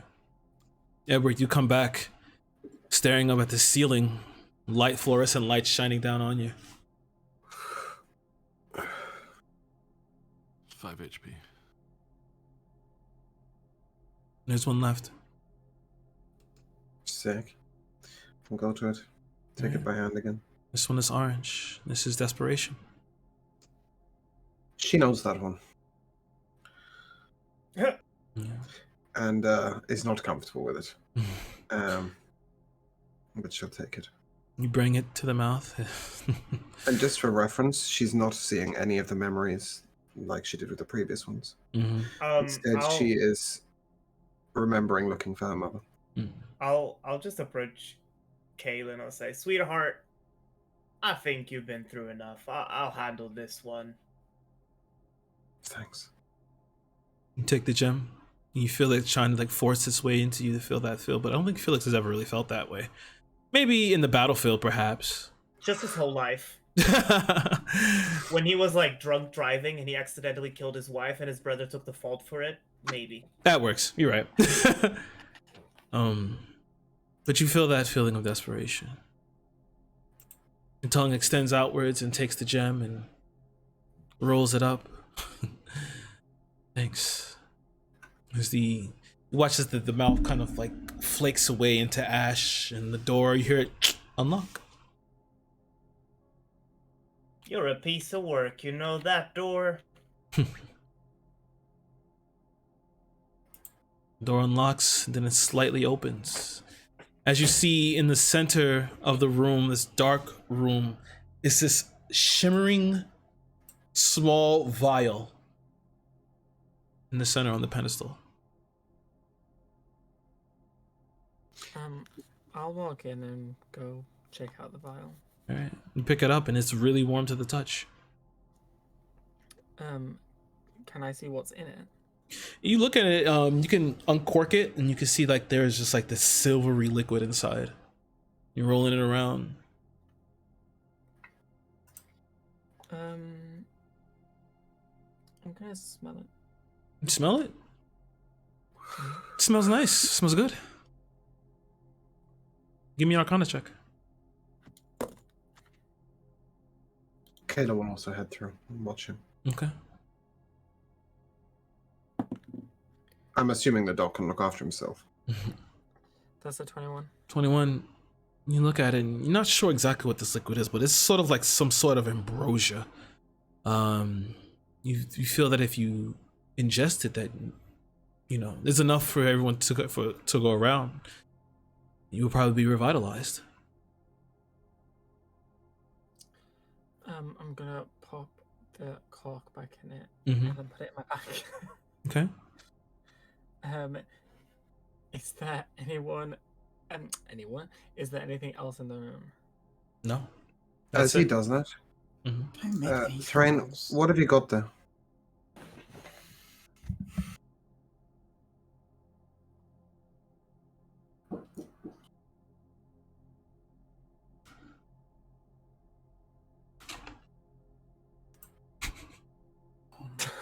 We're a team here.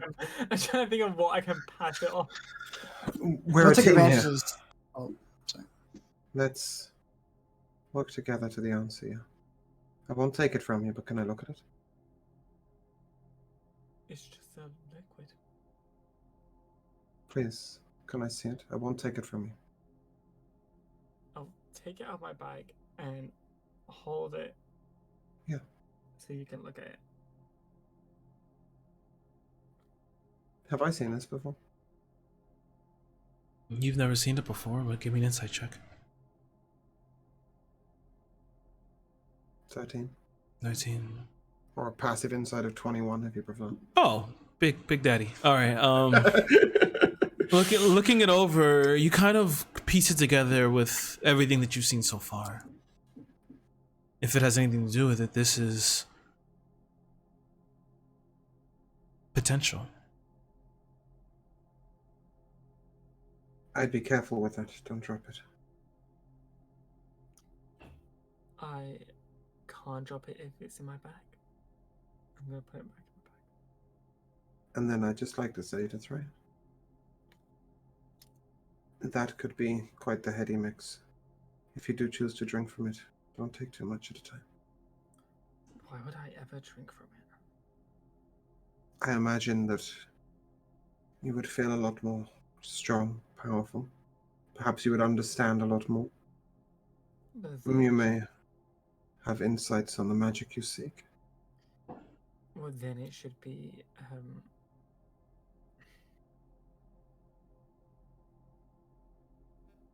Recorded. safeguarded is not the right word. Look, Like, you in my wish them to. head, I want to put it like a museum. I don't know. Yeah, how to word recorded. that. What? It's recorded. No. I Catalogued. think it should be studied, but not used. Yeah. But if I was to study it, I would, like, force someone else to drink it. I'm not going to drink it. Oh, I will volunteer at any given time, but that's out of character. In character. Well, regardless, just a thought. Perhaps we should wait for the others before heading on. Wait, sorry. Yeah. Was there anything else in this room? No. No. Okay. Yeah, DM. Yeah. Is there any kind of check I can make to get out of this unconscious state? Because I'm getting really... No. You've been healed. You've been picked up. You've been Oh, have raised. I? Oh, well, fuck me. Yeah, you I were completely about zoned out. 12 and a half minutes ago by Timmel 3. Yeah. Well, Healing word is due for 5. We just waited till we had the Thanks. door open. Now we that's know how it fine. feels to be unconscious. Anyways, so... Yeah, I said once you were up, I assumed you could help yourself because I didn't really have anything to Yeah. give you to heal you. So I just. Oh, sort yeah. of- Well, I didn't know anyone... Okay, yeah. Yeah. I'm assuming my HP went to exactly 0. That's why I went Mhm. unconscious. Mhm. Yeah, Okay. and you were rest Okay. to 5. Rest to 5, got it. And I can... If I'm going to cast Cure Wounds on myself. Second level, because why not? I need healing. Wow, that's a crit. So that's 22 healing for a total of 26 because of Alchemist Salvage healing. So there's nothing else in the room, you said. Nope. You guys can leave. It would seem that feeding the emotions to the door has unlocked the potential behind, but we have not found our subject. Oh, my head. You Perhaps alright, next time you will be a little more cautious, Doc. Oh, my apologies. I saw a mouth and decided, well, it is a mouth. I decided to shoot it. It is an experiment. I know not to do that now. Oh, he's gonna stand, shake his head a bit. Give himself a quick injection of a healing stim, and yeah, he's up and good to go. We're going back the other way. Okay.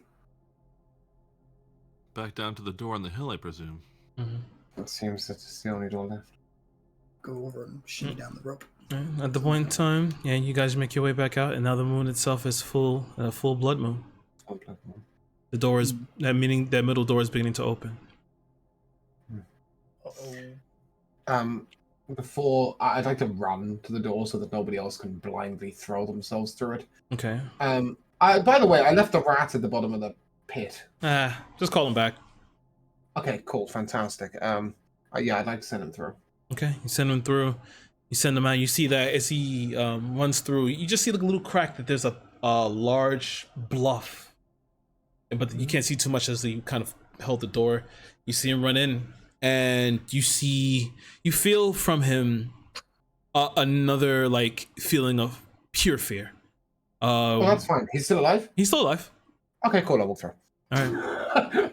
You walk through, and detection done. you walk through and open the door, and you see like there is a large bluff overlooking an expanded sea. And see at the tip of the bluff is about 90 feet from you, from this door to there. You see this petrified dragon. Then in the center, there's something in his mouth. It's like an orb. I'll wait for everybody else. I just wanted to make sure that the door wasn't. Yeah, the man would be the second one in. Okay. Yeah, we'll go through. All right. And I'll follow. Okay. Everyone goes through and begins to ascend the bluff, walking up. You see as the dragon, as you get closer, the dragon is petrified. You see in its mouth a small child curled up. And next to it a pedestal with a silver platter. Do we recognize the child? You wouldn't be able to recognize it, but you probably figured out who it is. Yeah, I'm just wondering Yeah. if he looks like a younger version of the boy in the picture. He does. Okay. And as you look, you see that there's on top of the pedestal on a silver platter is a gun and a card saying, "Please free me."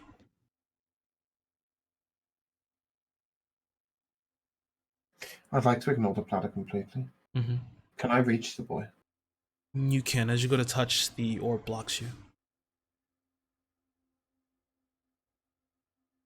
I don't think Says Katie So cares. he's like inside a. Mm-hmm. I see. I don't think Katie cares. She's just going to keep trying. Okay. You keep pressing against it and nothing happens.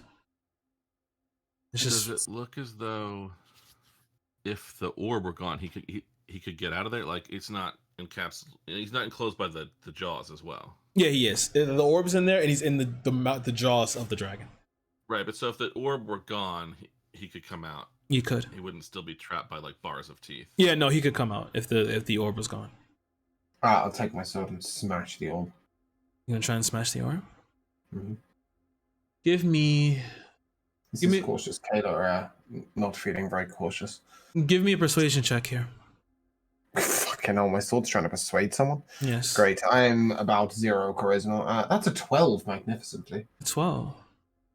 You That might be the highest persuasion roll she'll ever roll, by the way. you slam your blade into the orb. As you get a rush of something. You get a rush of a feeling of what's the point?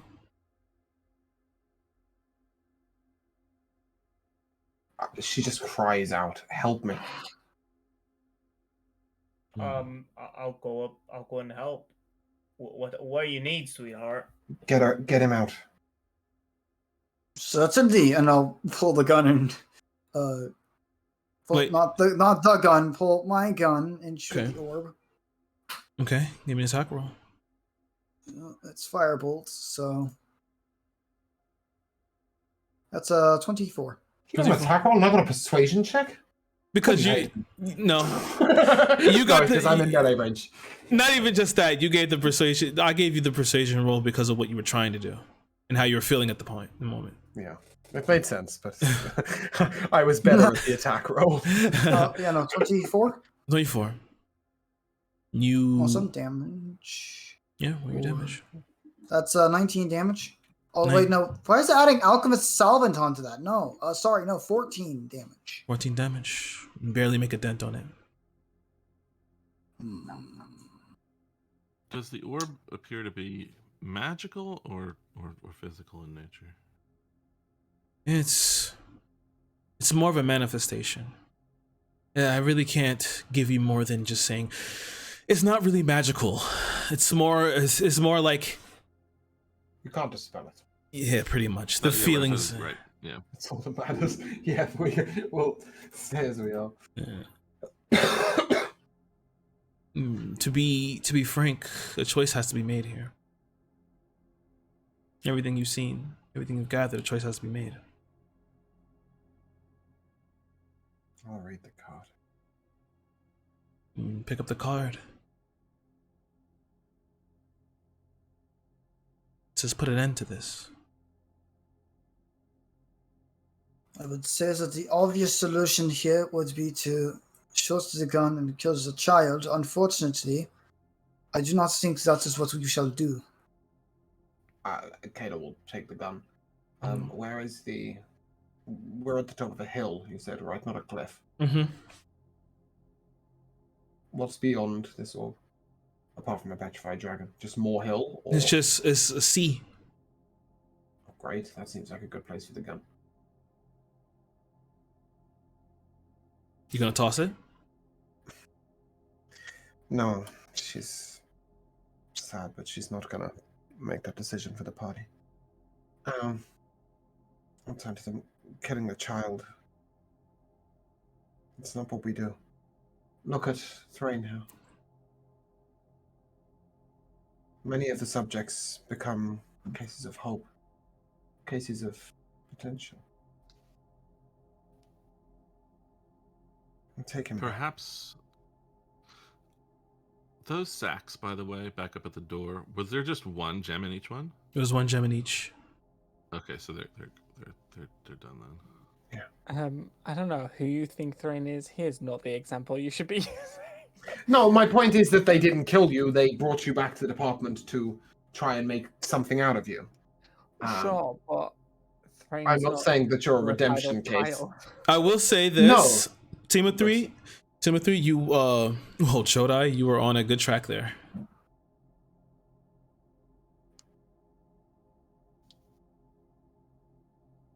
I'm gonna just assume that I sort of saw Kayla going through a little something when she swung at it, and say what were you experiencing when you attempted to free him from the orb? Futility. Perhaps. I mean, you said that some of the others, the gems above, were hopelessness and that sort of thing. Perhaps he's just lost the desire, but he could be convinced. Young man, can you hear us? You don't hear any response here, but you do get a pulse of. You feel that he can hear you in some way. Fuck it.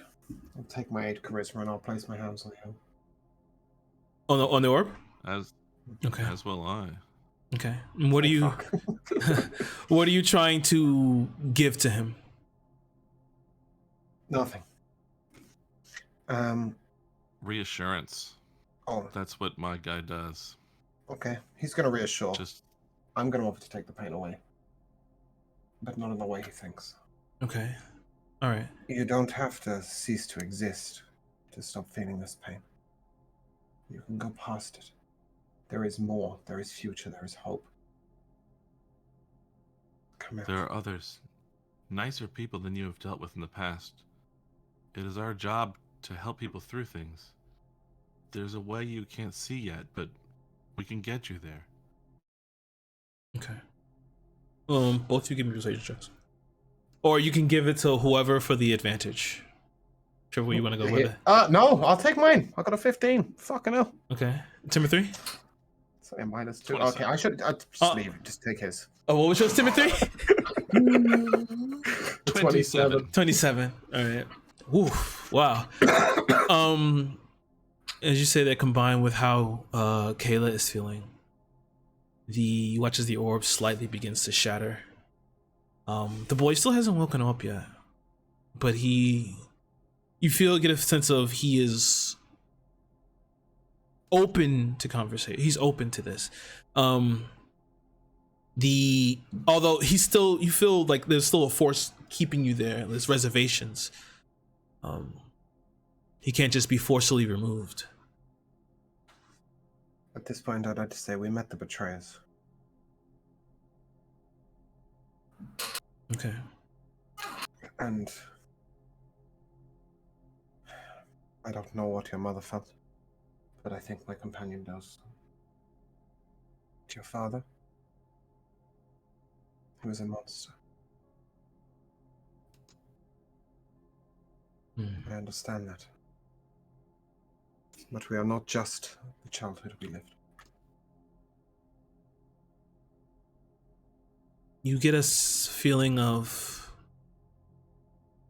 what other methods can make this pain go away. A lot of therapy.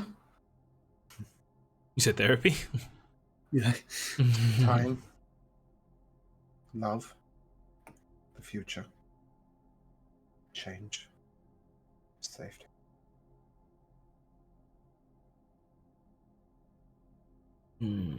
Give me another persuasion check. I'll take my last one.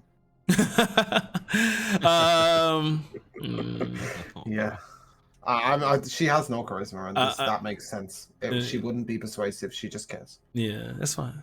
I think, actually, what was yours? 3. 3? No, so the thing is I'm probably a lot more eloquent than she is, right? She's just spurting out the first feeling in her head. No, that's fine. Because although she's got no charisma, she has been in a place like this. Not to that level. I gotta roll something. Can we physically touch the kid? You can try.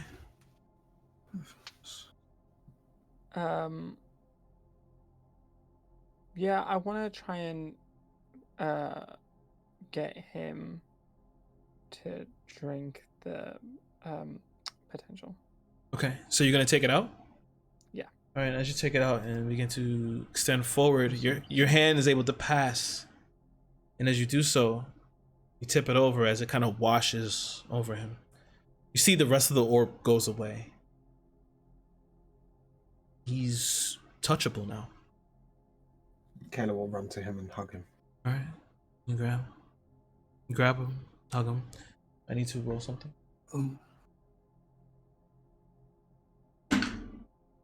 Wow. Okay. Oh, okay. Never mind then. As you hug him, and what I wasn't looking for was the persuasion check to pass for you. I was looking for it to actually fail pretty badly, because the fact that It's that spectacular. Yeah, the fact that she failed it like that means that you were coming straight from the heart and not just from, not just spewing bullshit. I mean, she is spewing bullshit, but she's spewing true bullshit. Yeah. As you grab the kid and pull him out. Nice one, guys. You watch as the dragon itself begins to turn to dust, crumble.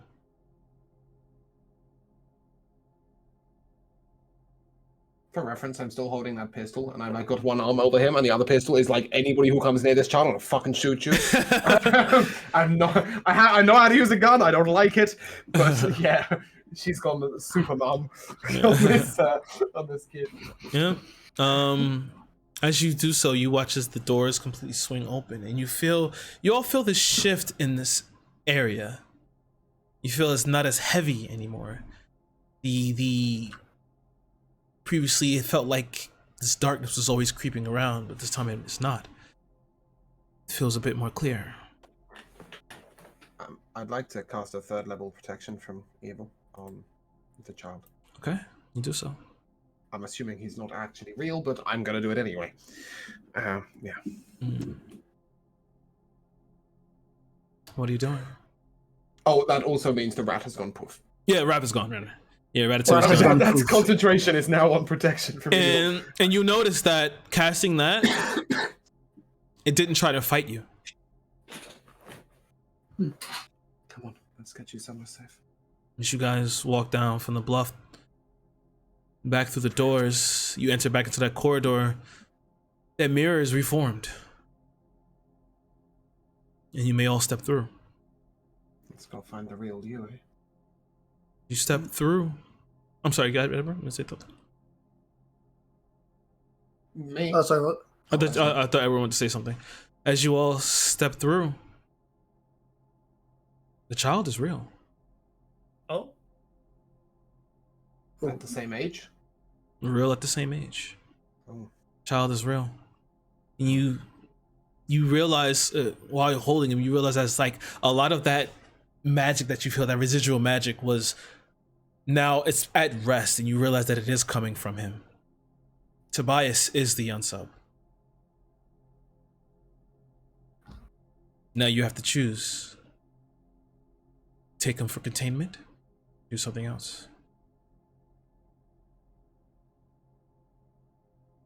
Well, I know Edward's definitely gonna vote for containment. So will Kayla. Alright. He needs safety more than anything else. Please me, like I don't want those. I want my medical license back. All right. But I would definitely be looking to Timothy for some guidance here. Our mission is to return any such anomalies to the department.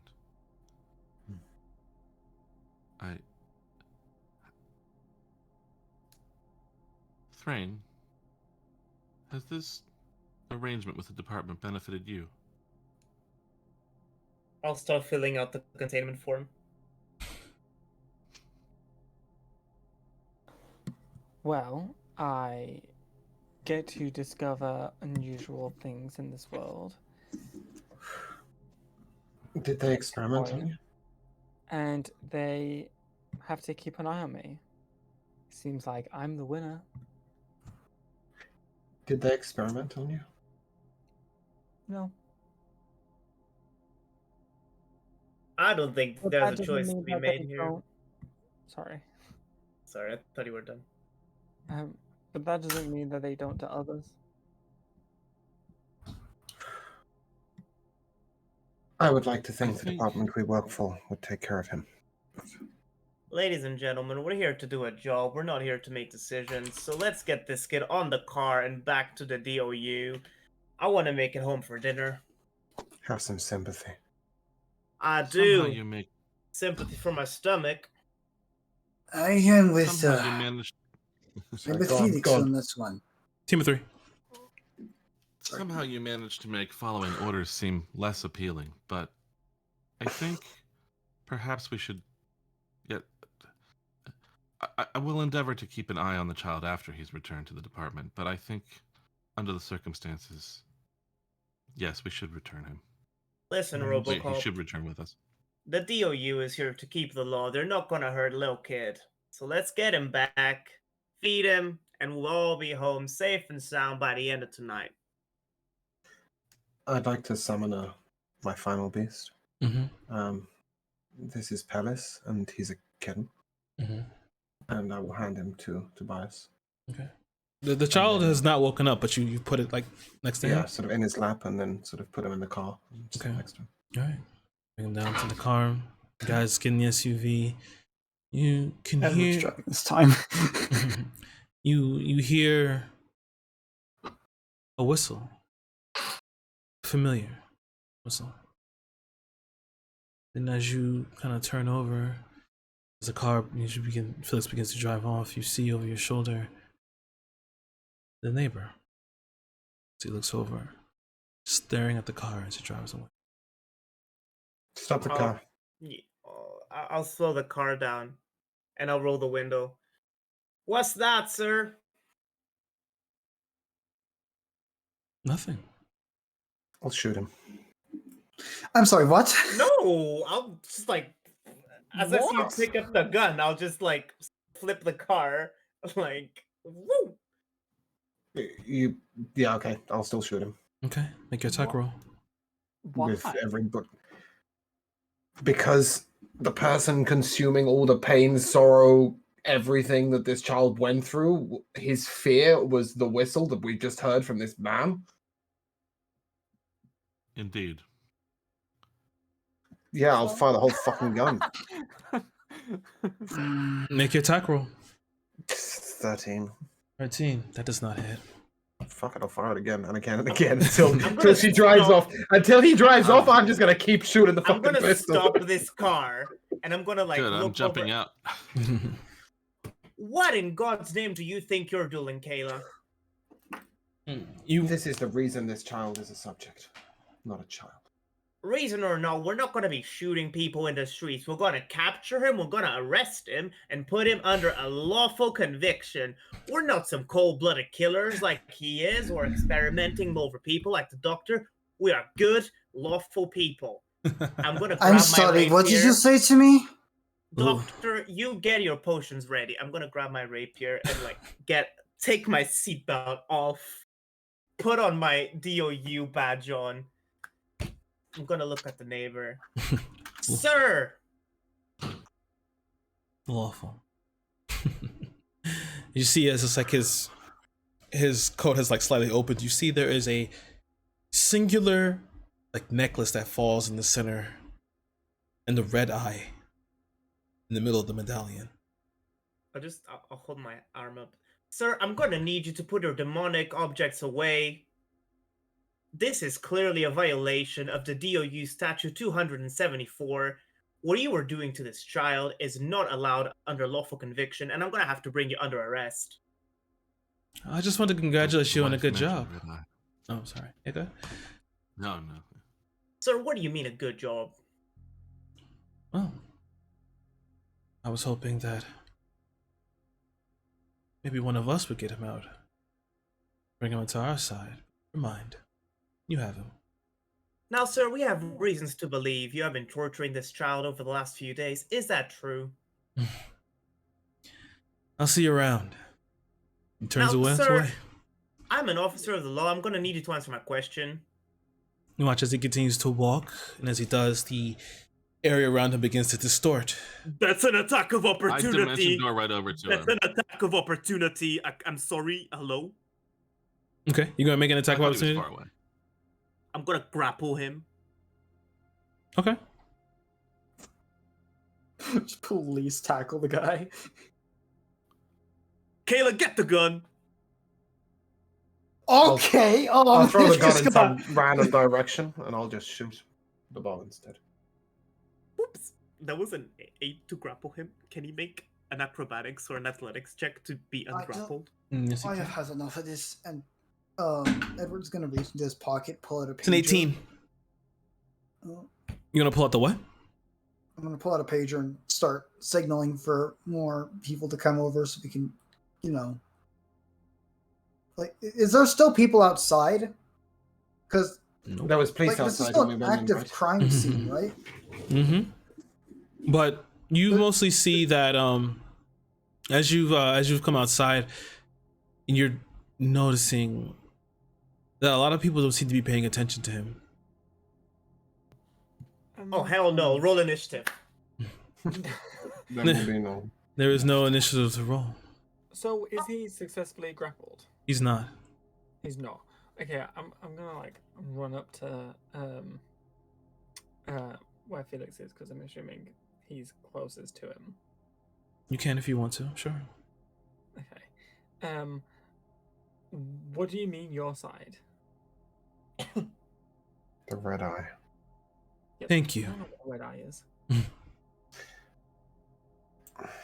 Do you? I Do tried to any of share us? it quickly. But You trying I to don't what? know what it is. We don't know what they are, but we do know that they're the people who the father was trying to be involved with, who Yeah, but tortured the that's kid. Right, but that's You want to fine. know what the red eye is? Okay, Yeah, I wasn't really in the mood that's- for talking to the cunt. He's not responding to us, is he? No. Maybe No, you'll no, what? maybe you'll You find check- out.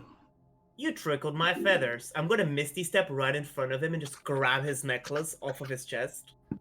Okay. And then you misty step and try to grapple him. As your No, no, hand, no, just you're gonna try to grab the. You're gonna try to grab the necklace, yeah? a sleight of hand, perhaps one Okay. could call it. No, but the thing is, as you try and go for it, your hand passes through him. What kind of shenanigans are happening on this god awful day? I swear to Jesus H. Christ. Edward's gonna sigh and get out of the car. I guess this is what they have to offer. Well, I see you all around. Sir, I'll fire one more arrow and get back in the car. Yeah. Sir, I'm going to heavily recommend that you do not leave this space. Otherwise, I will have to put out a DOU. The name of the thing. Gonna go over and You watch as the form. Alert! What's your name? You watch as the form fades. You have his name. Form fades. Cast Dimension Oh, Door yeah, on yeah, him. yeah. Well, that could be a fake name. Could be, but we'll end there. this. So he's definitely just gonna tell you his real name. Yeah, exactly. It's probably fake. As he disappeared, just before we end, as he disappeared, I'm gonna turn around like this. Just in, we failed. No, Yo. you succeeded. Well, we failed in getting him. Yeah. That wasn't the mission. No, but we still failed. I failed my personal agenda. I'm pretty much sure that Kirah was never going to let us fight the BBEG in episode 1. That's all I'm saying. Like, For neighbors. Spoilers. well, no, I mean, I make the assumption, right? We've been told that we're going against the Red Skull in some way or other. He's not going to be capturable in episode 1. Where we're fighting the Red Otherwise, we'd have Skull. nothing to hate. Red Eye, sorry. Hail Hydra. That's where the I mean, confusion is. I do have German accent, so. I'm assuming by end it there, you mean you're ending it there, but the car is driving back to the. The car is the car was driving back to you. God. Whew, boy. Now, Kayla, when they trained you, did they teach you to shoot first? I'm in the driver's seat, by the way. I'm driving now because. What do you mean you're driving? Didn't I Because end? you got out of the damn car. Like, He oh my ended. God. He really ended. Didn't I end Like it? it's over. Yeah. Very trigger happy. Not until that moment, she wasn't. Yeah. I guess. With MVPs. Joshua.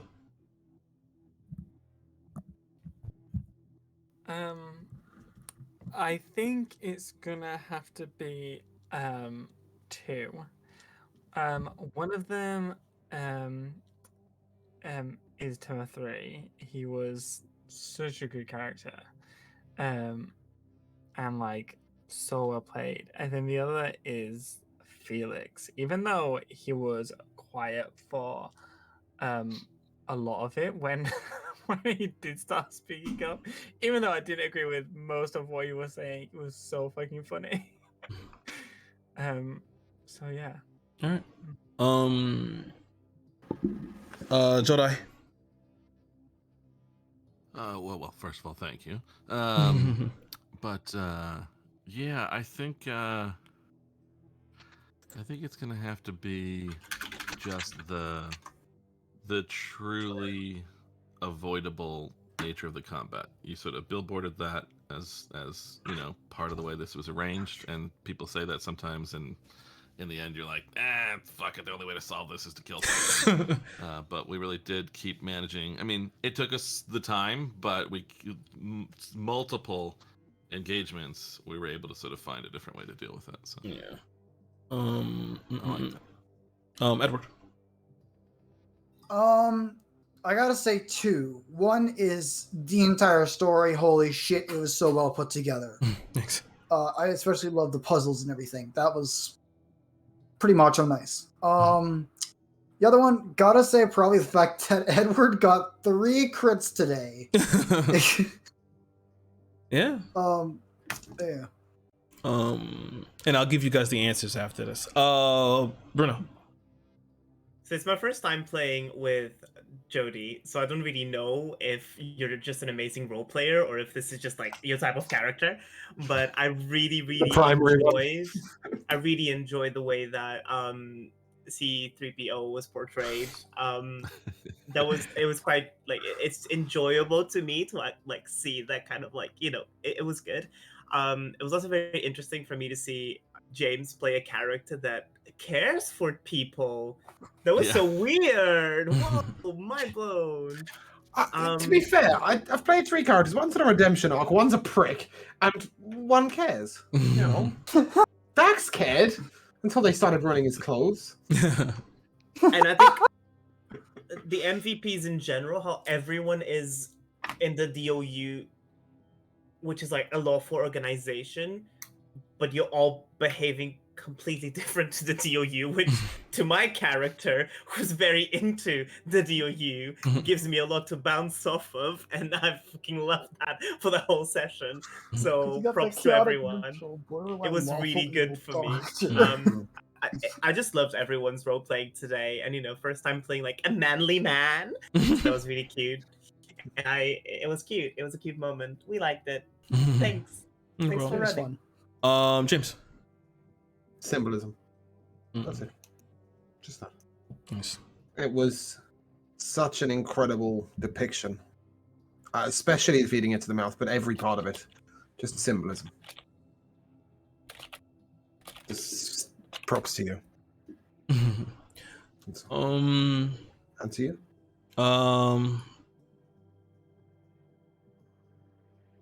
There's a few MVPs. Everyone's role playing was pretty good. Just that pit was just too funny. I was like, oh my goodness. That pit was so funny. I was like, magic was going haywire. Thanks, by the way. I was like, what? But I'll give you guys answers. Yeah, guys are right. Yeah, the kid was, of course, if you guys had continued going through the house, and where Edward found everything was like, you'll find that there is a torture chamber down there. He was kind of, they were trying to start his magic to come out. You will also find that when you got the lens, you could have also looked on the wall in the office and you would have saw that that there's a brick there for a key to a secret room. The lens also worked in the dimension. For the betrayers, yeah, his parents are the betrayers. The father was the one who thought he was inadequate and wanted to to have him, have his magic. The mother just kind of stood by and let it happen. For you to do that, you guys could have talked the mother into probably, i.e. killing herself, which would in turn kill the father. Okay then. That's a thing. On top of that, you could have also talked the father into taking the parts that he needed from the mother, which would have killed her, and then satisfied that. Doing that, you would have got the other font that you got from the Whistler's section, where you got the font of his dead future. No one looked at it, but that was pretty much his potential personified. The betrayers also give you another font. Which in turn you could have given them both to him, and that would have gotten you open from the orb, which is from the parents. You would have got the font of Shattered Trust, and you would have returned those to him and been able to pull him out and take him out. You guys still managed to, but the feeling from Kayla and Timothy were just too much where I couldn't ignore it.